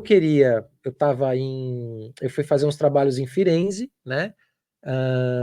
E eu tinha 2 dias livres, né? Eu já estava indo embora, estava indo para outro lugar, e eu falei, puxa, quero ir para Assis. E aí eu conheci um italiano, e esse italiano falou assim, não vai para Assis, vá para Verna. Eu falei, mas por quê? Porque ele falou, não, porque o quente é em Verna, né? Onde está a força espiritual é lá. Politicamente, o que aparece fora é Assis, mas espiritualmente o lugar de conexão profunda era o Santuário de la Verna. Eu falei, então, óbvio, claro, né? E ele falou, não, eu te levo lá. Então ele levou a gente, então eu tive a oportunidade de ir com guia ainda, né? E com pessoas também conectadas, né? Assim, espiritualmente. Foi muito, muito importante conhecer lá e depois ir para Assis. Assis também vale, é muito lindo, mas assim, eu gostei de conhecer de dentro para fora, e não de fora para dentro, Uhum. né, esses lugares por onde Assis passou e, enfim, então esse é um totem moderno mesmo dentro dessa floresta, acho que para honrar a presença de espíritos da natureza nessa floresta, né, pedras com, enfim, trepadeiras, musgos, né, o que eu quero transmitir nessas imagens é a energia dessa floresta, né, dessas pequenas capelas que tem lá também, né, e aí eu fazendo conexão com algumas dessas pedras, desses lugares. Olha, o tamborzinho que tá aqui, tá lá. É. Então as grutas, né, contando um pouco das histórias de como eram os movimentos, né, ele passa por uma crise muito profunda antes de receber essas estigmatas, né, na minha opinião, uma segunda doença xamânica, né, então ele foi iniciado algumas vezes, né, então uma iniciação mais profunda, então ele ficava muito recluso, e hoje é um monastério, também é uma hospedagem, você pode ir se hospedar no próprio santuário, né, então os monges franciscanos cuidam desse lugar também, é um lugar de uma energia muito gostosa, muito pura. E aí contando, né, a história do anjo, né, dos 7 símbolos que ele recebe, enfim, né, eh, com virtudes, então tem toda uma mitologia do que esse anjo teria trazido, né, essas dessas 6, esse anjo de 6 asas, né, enfim, então tem a mitologia cristã ali em torno disso, né, mas na minha opinião sincera, ele acessou uma grande força mesmo espiritual, e o que são essas asas, né? São as forças, né? Assim, independente se as asas são físicas ou não, são, enfim, energias espirituais ali acessíveis a ele, né?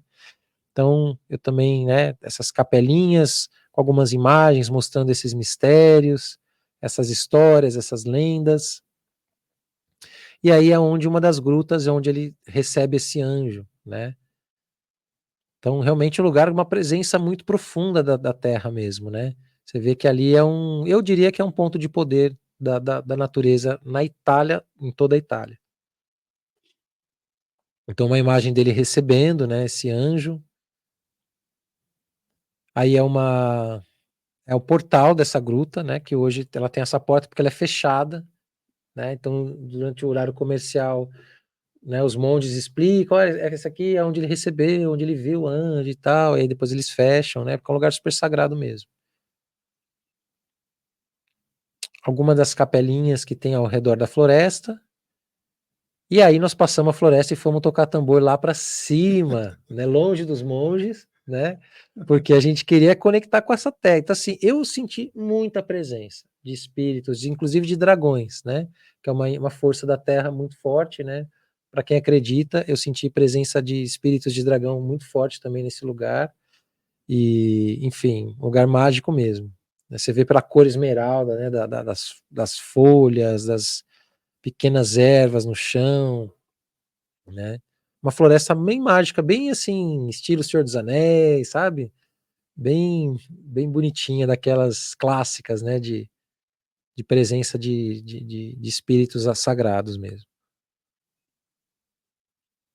Pontos assim, árvores antigas, pontos com vistas panorâmicas, né, do vale, fendas nas rochas.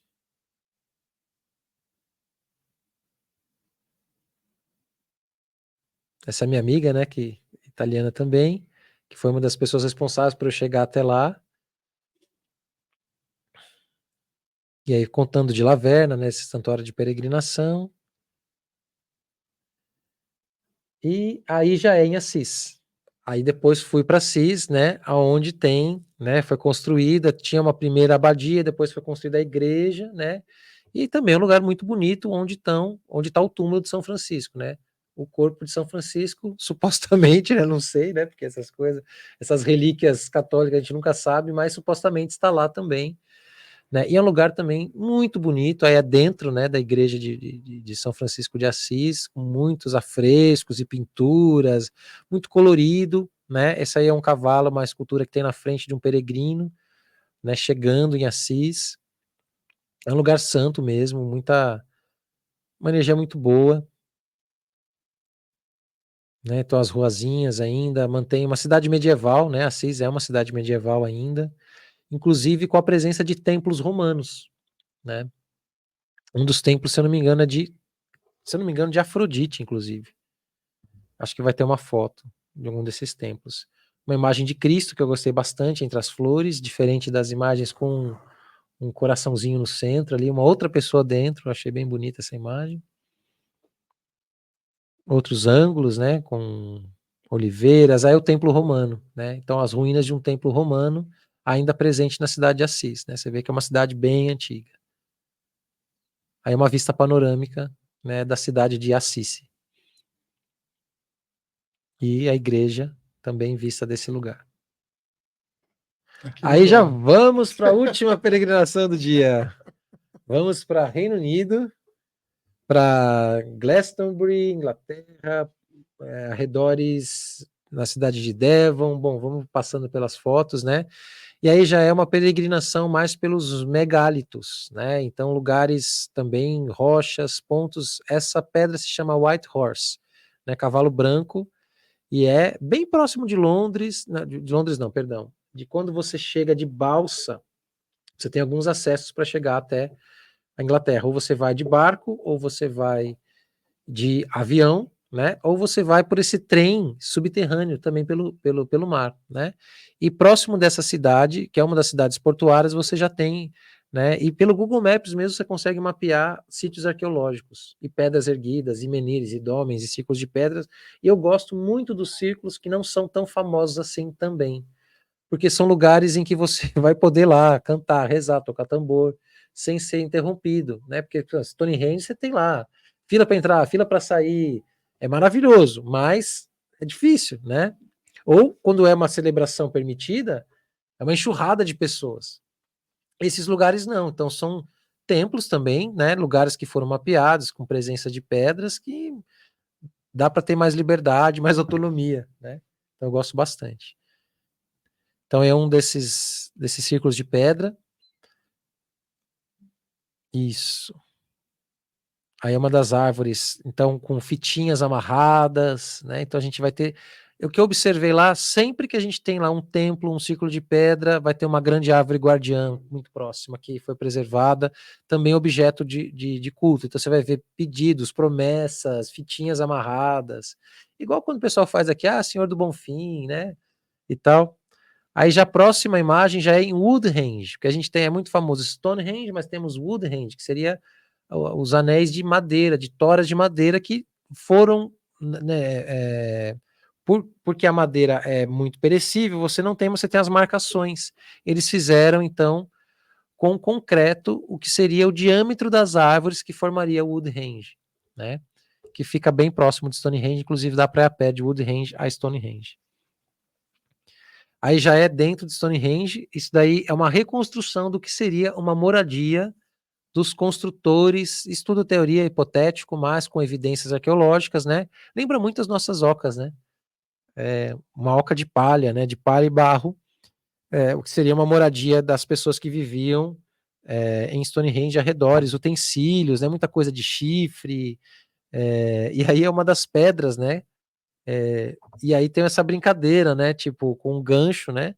Quantas pessoas para carregar? Porque tem essa teoria de que Stonehenge foi construído através de roldanas de madeiras e foram trazidas arrastando, que para mim é uma teoria totalmente incabível, né? Não acho que Stonehenge foi construído dessa maneira, com uma tecnologia tão rudimentar de ter que arrastar através de toras, até porque tem pedras que vêm do país de Gales, vêm de muito longe. Então, realmente acredito que eles tinham outros conhecimentos ou outros apoios que nós desconhecemos, né? Inclusive manipulando vibrações, sons e por aí afora, né? Não sei necessariamente, né? Tem sempre as especulações com a ajuda dos nossos irmãos das estrelas, né? Não estou descartando essa hipótese, mas acho que os antigos teriam sim tecnologia de conseguir manipular a natureza de outras maneiras que nós desconhecemos, né? E Stonehenge vai falar muito sobre isso também. Ele é todo acústico, ele é todo conectado à vibração, a som, enfim, tem toda uma magia ali que acontece. Não acho que os construtores de Stonehenge eram tão rudimentares assim para precisar de transportar tudo isso em toras de madeira, em roldanas, enfim. Mas para isso pode ser papo para uma outra gravação, né? Para um outro, que é uma longa história.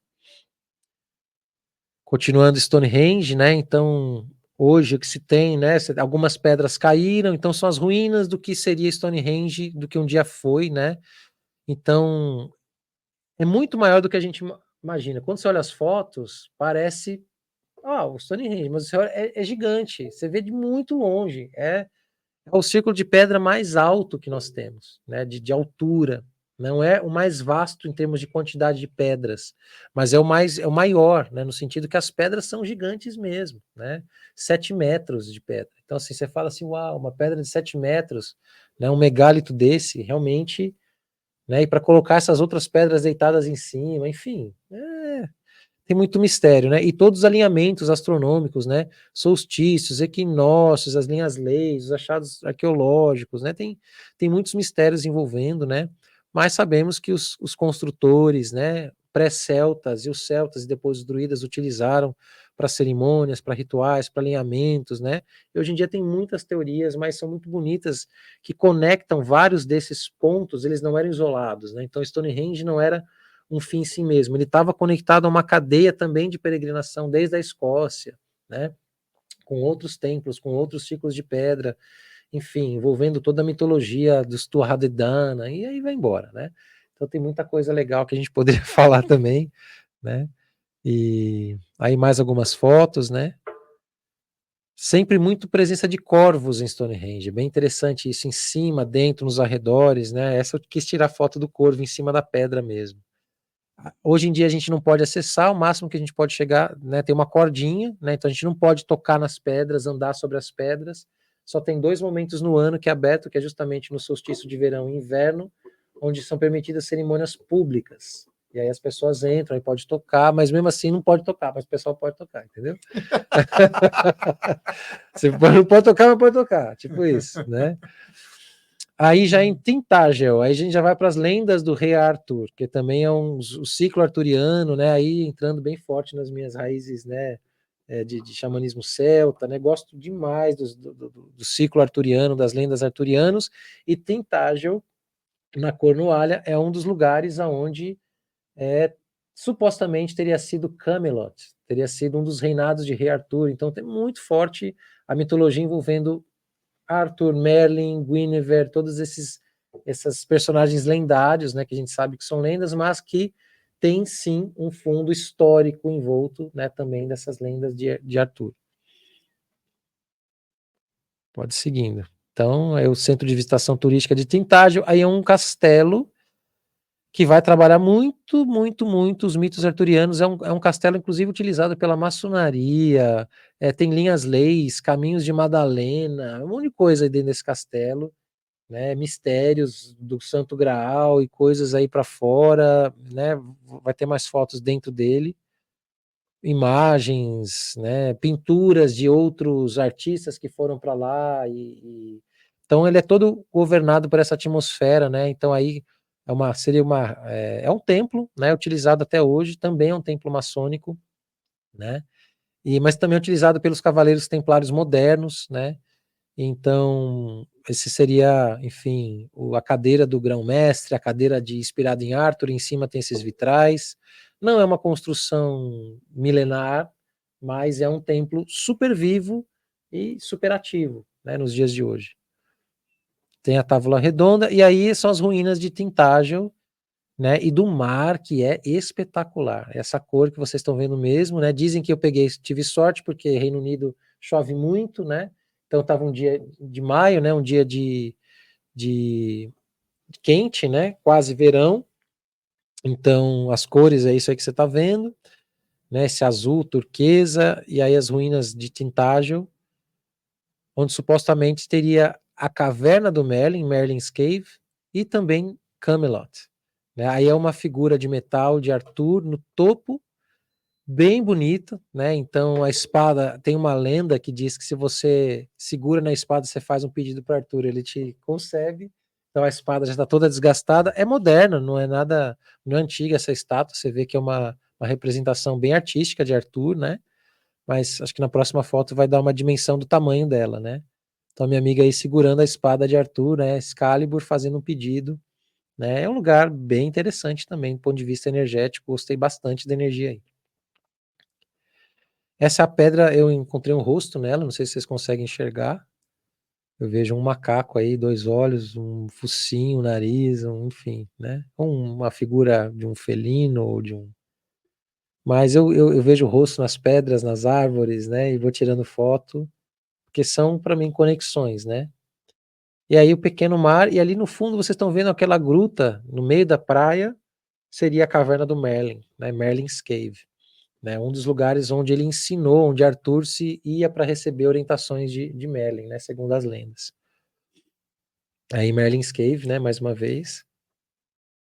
Aí já é saindo próximo, né, ainda na Cornualha, esqueci o nome dessa cidade, mas tem um museu de bruxaria muito interessante. Essa é a foto do museu de bruxaria, bem legal, com nomes de bruxos e bruxas realmente, desde dos clássicos até outros que a gente desconhece, né? Então, itens encontrados nos arredores, né? Aí já fazendo uma ponte com, né, com outras expressões da espiritualidade nativa, né, da Grã-Bretanha, e com certeza a bruxaria medieval é uma dessas expressões, né? Então, aí também na entrada do museu.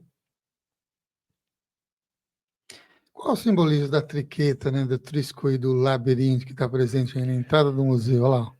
São símbolos antigos, né, que vão falar da a tríade divina, né, muito ligado também ao sagrado feminino. O labirinto, esse labirinto que só tem uma entrada e uma saída, ele leva você a uma introspecção, a um útero, né, então ele tem toda essa simbologia da introspecção, de você fazer justamente um caminho que vai te levando por altos e baixos, entradas e saídas, curvas, mas você chega no coração, no centro. Né, então tem toda essa força de se envolver, né, e se conectar ali com o seu íntimo. E a trilune, né, o simbolismo do 3, as 3 fases da lua, mas também os 3 princípios, mãe, pai e filho, né? Eu vou mais por essa linha do 3 como um símbolo da triqueta, invocando a trindade universal que está em todas as coisas, céu, terra e mar, o crescente, cheia, minguante, pai, mãe e filho, né? Não acho que é um símbolo só, tipo, da deusa, como algumas vertentes falam. Acho que é um símbolo que vai falar da trindade mesmo, como uma força, né? Aí no aspecto que a gente está falando sobre o Assis, que ele seria, então, uma representação de conexão e xamânica e tal, um xamã. E o rei Arthur, ele era celta? Sim, podemos dizer que ele era, né? Aí tem algumas teorias, porque, claro, o mito arturiano, as lendas arturianas, é o último ciclo dentro das lendas célticas, porque a gente vai até falar os celtas é uma generalização, como quem diz os indígenas, tá? Mas de qual tribo, de qual etnia, né? Então os celtas é um grande guarda-chuva. Dentro dos celtas, se a gente vai, aí tem os celtas no espaço e no tempo. No espaço é isso. Quem são os celtas da Grã-Bretanha? Ah, os silures, os icenos, os trinovantes, nananana. Diz as lendas que Artorius teria sido um grande governante, né?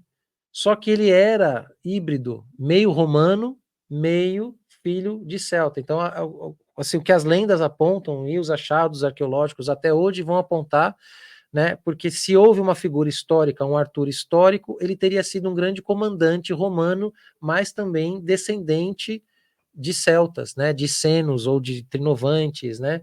Talvez a mãe celta, o pai romano, e ele foi ser treinado, vai lá virar vai ser alguém na vida, filho, porque aqui não vai ter nada, vai, né, vai para a grande cidade, aquela mesma história.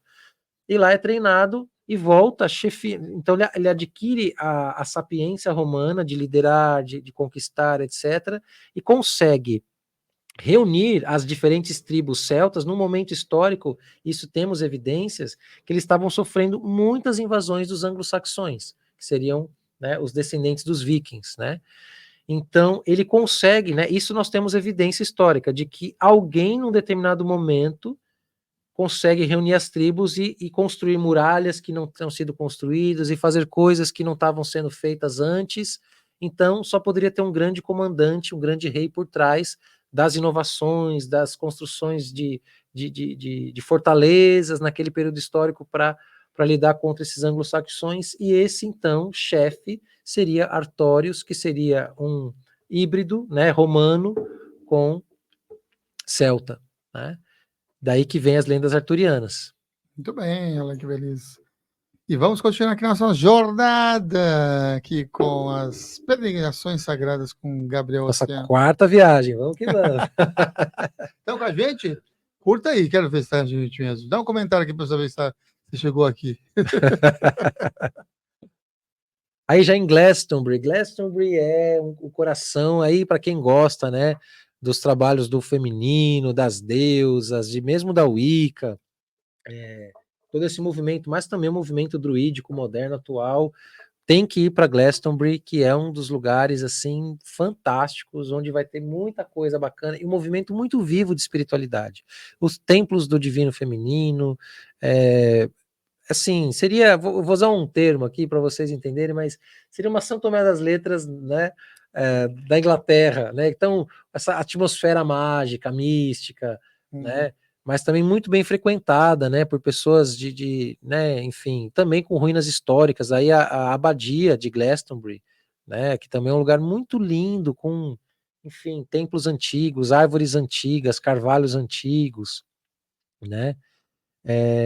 Também diz que é onde está o túmulo de Rei Arthur e Guinevere, mas nós não acreditamos nisso, porque tudo indica que foi um movimento turístico para aumentar o turismo nessa região, né? Que o verdadeiro túmulo de Arthur não estaria aí, aliás, não está, né?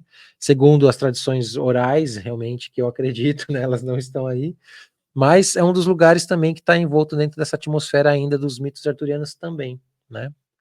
A Abadia de Glastonbury e também as ruínas, realmente é um lugar muito bonito, vale a pena conhecer, visitar, caminhar por esses bosques, né, carvalhos e faias e freixos incríveis, né, é um lugar muito mágico.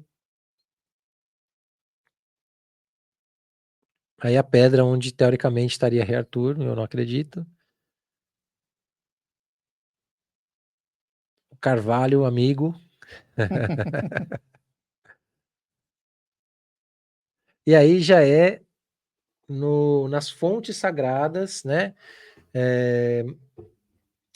que se chama Chalice-Well, né? Então, nesse lugar, no Chalice-Well, a gente vai ter a presença de duas fontes, a fonte vermelha e a fonte branca, né? Um jardim que também é um lugar de peregrinação de águas curativas, onde você tem a tampa do poço, onde tem o Vesica Piscis, né? Um lugar muito emblemático, muito sagrado também. Pessoas do mundo inteiro vão para se purificar, para se curar, mulheres para ter fertilidade.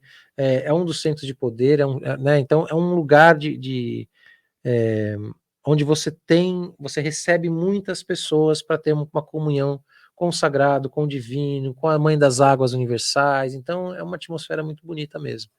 E aí as próximas fotos acho que vão ser das águas do Chalice-Well em Glastonbury, né? Umas árvores retorcidas, que eu sempre vou tirar foto, né, dessas árvores no meio desses jardins, porque eu acho que elas expressam um pouco da natureza, né, do espírito do lugar. Aí tomando um pouco, a água ela tem muito ferro na composição, por isso é Red Spring, né? E a pedra ali ela ficou vermelha por conta do ferro mesmo, de tanto que essa água foi caindo, a água foi ficando vermelha. Então representa o sangue, né? Acabou os slides. Faltou 4, mas eu não consegui. Acho que não veio parar aqui, só foi até 200. Será que é o limite do sistema? Não sei, mas ficou em 20 Bom, só. Bom, mas deixa eu ver se consigo subir mais 4 que está faltando para maravilha. vocês. Enquanto isso, câmera aqui no Gabriel. Aí o Gabriel falando como é que estava sendo essa experiência na jornada enquanto eu busco aqui. Maravilha, não, gente. Eu acho que a questão é realmente você sentir quais são os lugares do planeta que você sente que existe uma conexão ancestral, né?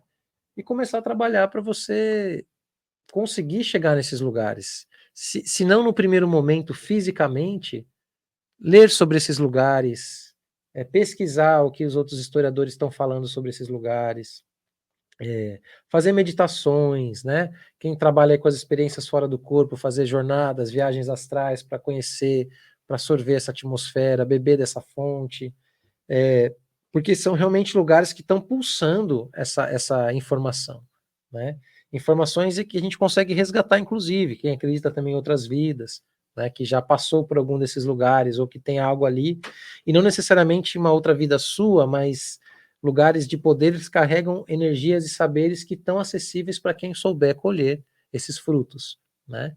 Então, o que eu recomendo é você realmente começar a se conectar com esses lugares sagrados do planeta e começar a fazer movimentos ou de pesquisa ou de estudo. E por onde começar? Por onde você sente que seu coração sorri mais, né? Onde você sente que tem ali opa, preciso um dia conhecer, tem um sonho, né? E sonhos podem ser realizados, né? Onde há uma vontade, há um caminho.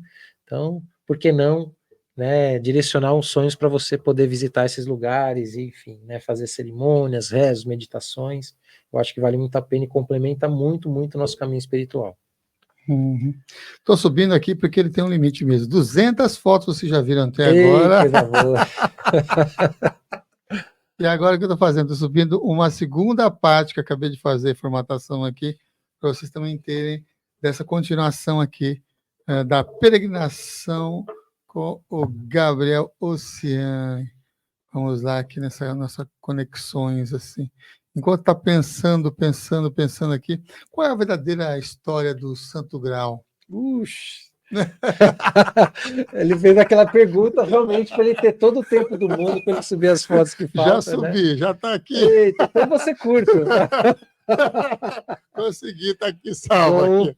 Eu vou dizer a história aqui, eu acredito muito... Manda a câmera aqui, Gabriel, o Iago Mihael. Sim, eu sou da linha que acredita que o Santo Graal realmente é uma linhagem sagrada, divina, né? Também relacionado a Cristo, claro, mas também ligado a uma linhagem de realeza mais anterior ainda, né?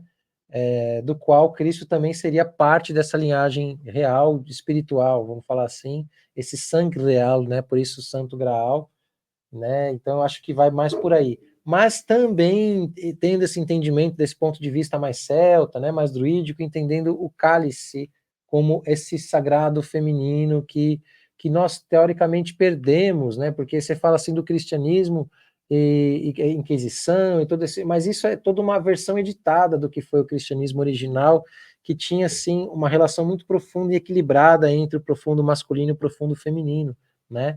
E o Graal ele acaba representando esse cálice da eterna juventude, mas também essa fonte do conhecimento, essa sabedoria, mas também é um grande caldeirão. Então a gente pode olhar para o Santo Graal como um símbolo, pode olhar para o Santo Graal como uma linhagem, pode olhar para o Santo Graal como uma meta espiritual a ser atingida, de comunhão espiritual profunda com a fonte. Então tem várias formas de ver o Santo Graal, né? E diria que todas elas estão corretas.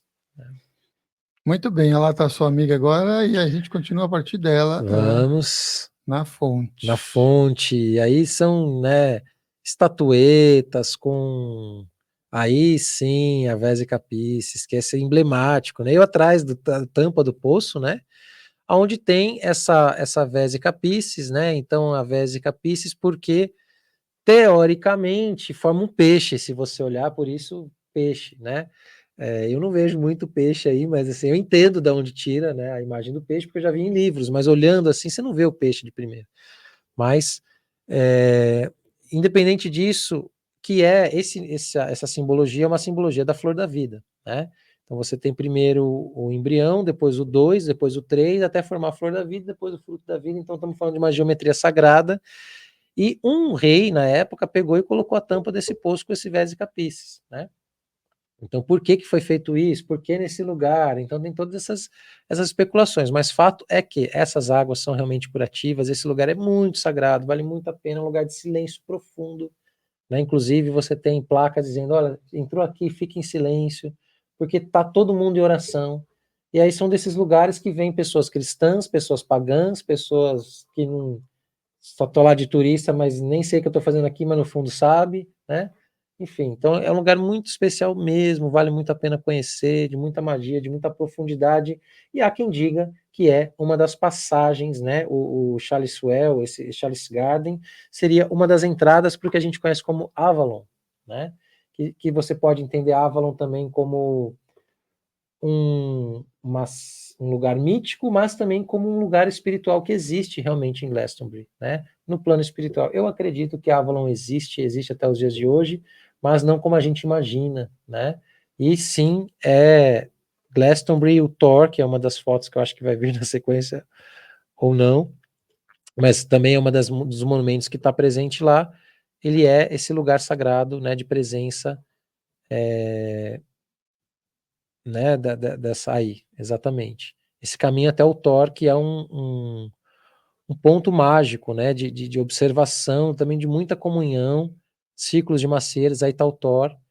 Ele seria realmente um dos portais de Avalon, né, que é o que a gente conhece como essa terra mítica, essa terra ancestral, mas que eu sinto que é, como Shambhala, como quando a gente fala na tradição, mais a tradição afro, né, onde moram os orixás, como é que chama? Aruanda. Né? Então, sinto que é como se fosse um desses lugares também que existem no plano espiritual. Né? E esses lugares físicos marcam exatamente o lugar no mundo visível onde você pode conectar esses mundos espirituais. E aí está o Thor, né? Aí o pôr do sol no Thor, realmente um lugar muito sagrado. Isso aí seria a ruína do que foi a ruína do sino da igreja do Thor, né?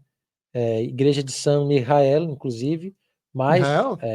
Ué, você tá em todas agora? Você tá em todas, cara. Mas foi construído em cima de um templo pré-céltico, inclusive. Então é um lugar já muito sagrado, né? Feito, esse monte que você sobe onde tem o Thor não é natural. É um monte feito por mãos humanas. Então também tem um mistério aí envolvendo. Aí a tríade, o Triban, né? Um símbolo druídico também. O bosque de macieiras plantado pelos druidas modernos.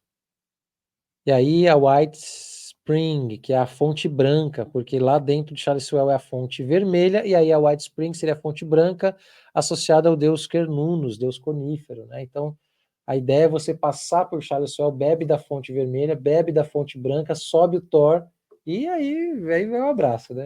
Aí vamos que vamos.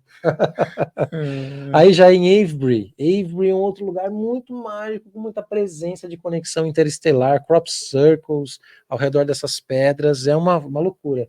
Daí a foto da minha amiga para ter uma dimensão do tamanho da pedra que foi colocado ali. Então, um grande círculo de pedras, pode ir passando, aonde vão ter essas pedras que foram, tá fazendo o que aí, né? Então, realmente é um alinhamento incrível, Avebury, né? No meio dessas árvores, desses carvalhos, desses feixes, essa pedra cogumelo, incrível também. Aí é o museuzinho, né, que tem lá dentro de Avebury. Ovelhas pastando no meio. Então é um lugar, né, essas árvores estão trazendo aí essa conexão muito linda, né? Você vê essas raízes retorcidas, um lugar de muita magia, né, de muita presença da natureza. E você tem, né, enfim, esses anéis, né, e esses caminhos. E os túmulos próximos, os burial mounds, que são essas pedras que vocês estão vendo aí, que seriam aí sim túmulos, né? E também lugares mais mortuários mesmo, onde você encontra restos mortais e realmente bem interessante. Essa aí é Silver Hill, uma colina que na verdade é uma pirâmide, isso não é natural, é uma pirâmide mesmo, disfarçada. A próxima foto vai mostrar como ela é realmente, ó, volta lá. Olha só, ela é uma pirâmide mesmo, né? Só que olhando de fora parece uma colina, né? Muitos mistérios envolvendo Silver Hill também, tudo alinhado com Stonehenge, com Avebury. Então é realmente nossa, muita história aí. Aí o pôr do sol, né? Num outro círculo de pedras, se eu não me engano. Esse aí é as figuras dos cavalos brancos que foram cavados na paisagem. Então aí tá a cabeça de um dos cavalos brancos, né? Que foi cavado na paisagem, são ao torno de 8, né, em toda essa região,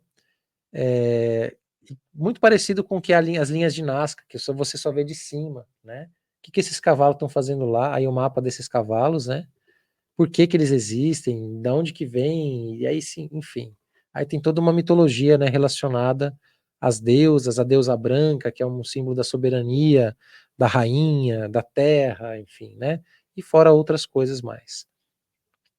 Aí o último túmulo que eu fui visitar, né, um círculo de pedras incrível no meio de uma mata, também caminha-se muito para chegar até aí, um lugar zero turístico, com muita energia, muita força espiritual e ancestral. Não me recomendo, assim, de cabeça não lembro o nome agora desse lugar, mas tudo isso ao redor né, de Avebury, Stonehenge, né? A Inglaterra não é tão grande assim, né? Tem os condados, né? Tudo isso é fácil acesso se você tiver um carro, né? Vale a pena, tá? Acho que essa é as últimas fotos. Isso, e aí o cavalo branco de Huffington, onde você só vê de cima e é o cavalo branco mais antigo. Há quem diga que não é um cavalo, que é um leopardo, porque tem bigode, enfim, né? Mas é expressão artística estilosa, né? Então a gente tem que fazer um exercício, mas de fato é muito interessante. Por que há 2000 anos atrás foi cavado um cavalo que você só vê de cima, né? Por quê? Para quem, né? Então tudo isso são elementos sagrados da paisagem. Muito bem, 250... 253 fotografias que vocês passearam nessa peregrinação sagrada. Se você ficou até o final, você realmente já fez uma grande peregrinação, já com interesse de viajar para um desses quatro conexões, né? E você tem pretensão de levar, então, grupos de pessoas para esses respectivos lugares que foram compartilhados aqui hoje? Com certeza, inclusive temos já um grupo em maio, né, de 2025, já indo para justamente Reino Unido, Inglaterra, Rei Arthur, Stonehenge, né? Mas vai ser um grupo fechado para os meus alunos das turmas de xamanismo, né? Por quê? Porque para a gente garantir, enfim, uma linguagem comum entre nós, né? Porque a gente vai fazer práticas, comunhões, né? Mas se você tem pretensão de um dia fazer uma dessas viagens comigo, é só estar próximo, né? Fazer aí os eventos, quem sabe virar um aluno das turmas de xamanismo também, né? E aí a gente vai, né, enfim, dando essas possibilidades de viver tudo isso junto. E há muitos pedidos já de levar o pessoal para o Peru, né? Já estão, o pessoal está se rebelando, falaram que vão comigo ou semigo. Né? Ó, se você não vai, eu não sei, mas nós vamos. Então, meu grupo já está se articulando para ir também, provavelmente em 1 de agosto, dia de Pachamama de 2025. Legal, muito bom. Guatemala ainda não tenho pretensões, mas vamos um passo de cada vez. Esse de Guatemala, você recebeu um convite? É uma conexão mais aberta, mais fechada? Mais fechada, foi um convite mesmo. Né? E é um trabalho que abre de tempos em tempos, então nem sei quando terá novamente. Né? Então, realmente, esse, por enquanto, fica mais... Né? Muito bem, a gente vai ficando por aqui, já agradecendo aqui ao Gabriel por essa jornada peregrinativa aqui que ele nos trouxe nesse episódio de hoje. Você viu que é gravado, deixe aqui seus comentários, que mais informações, conteúdos você gostaria de saber sobre esses assuntos, porque a gente vai ter a intenção de pegar ele no laço em algum desses vindos aqui para São Paulo, para trazer aqui, para compartilhar um pouco dessas suas outras informações, conteúdos e experiências. Espero que tenha gostado. Gabriel, super agradeço e, como sempre, uma mensagem de encerramento para a nossa edição de hoje. Então, que nós possamos honrar a terra que nós vivemos, que é uma terra muito antiga, que tem ainda a presença de muitos lugares sagrados que estão fazendo uma função para além do que a gente pode imaginar, espiritualmente, energeticamente, são testemunhas, né? Esses lugares são de pedra, porque a pedra ela retém a informação, ela retém a sabedoria antiga, então que a gente possa honrar, zelar, cuidar desses espaços como quem cuida realmente daquilo que é mais precioso, porque é isso que esses legados ancestrais, eles realmente eles estão fazendo uma função para muito além do que a gente pode imaginar, né? E como a nossa cultura moderna ela não valoriza, né, nem a história, nem o sagrado, né? Então são lugares que muitas vezes, né, vai construir um oleoduto, vai, né? Então a especulação imobiliária, as indústrias, né, estão avançando porque não respeitam, né? Então você vê agora nessas queimadas que nós tivemos, queimaram vários lugares com pinturas rupestres aqui no Brasil também. Então a gente está perdendo a nossa história, né? Está perdendo o nosso legado, e se a gente perder o nosso legado, se a gente não souber de onde viemos, como saber para onde vamos, né? Então valorize, respeite, cuide desses lugares e vá até eles, fisicamente ou espiritualmente.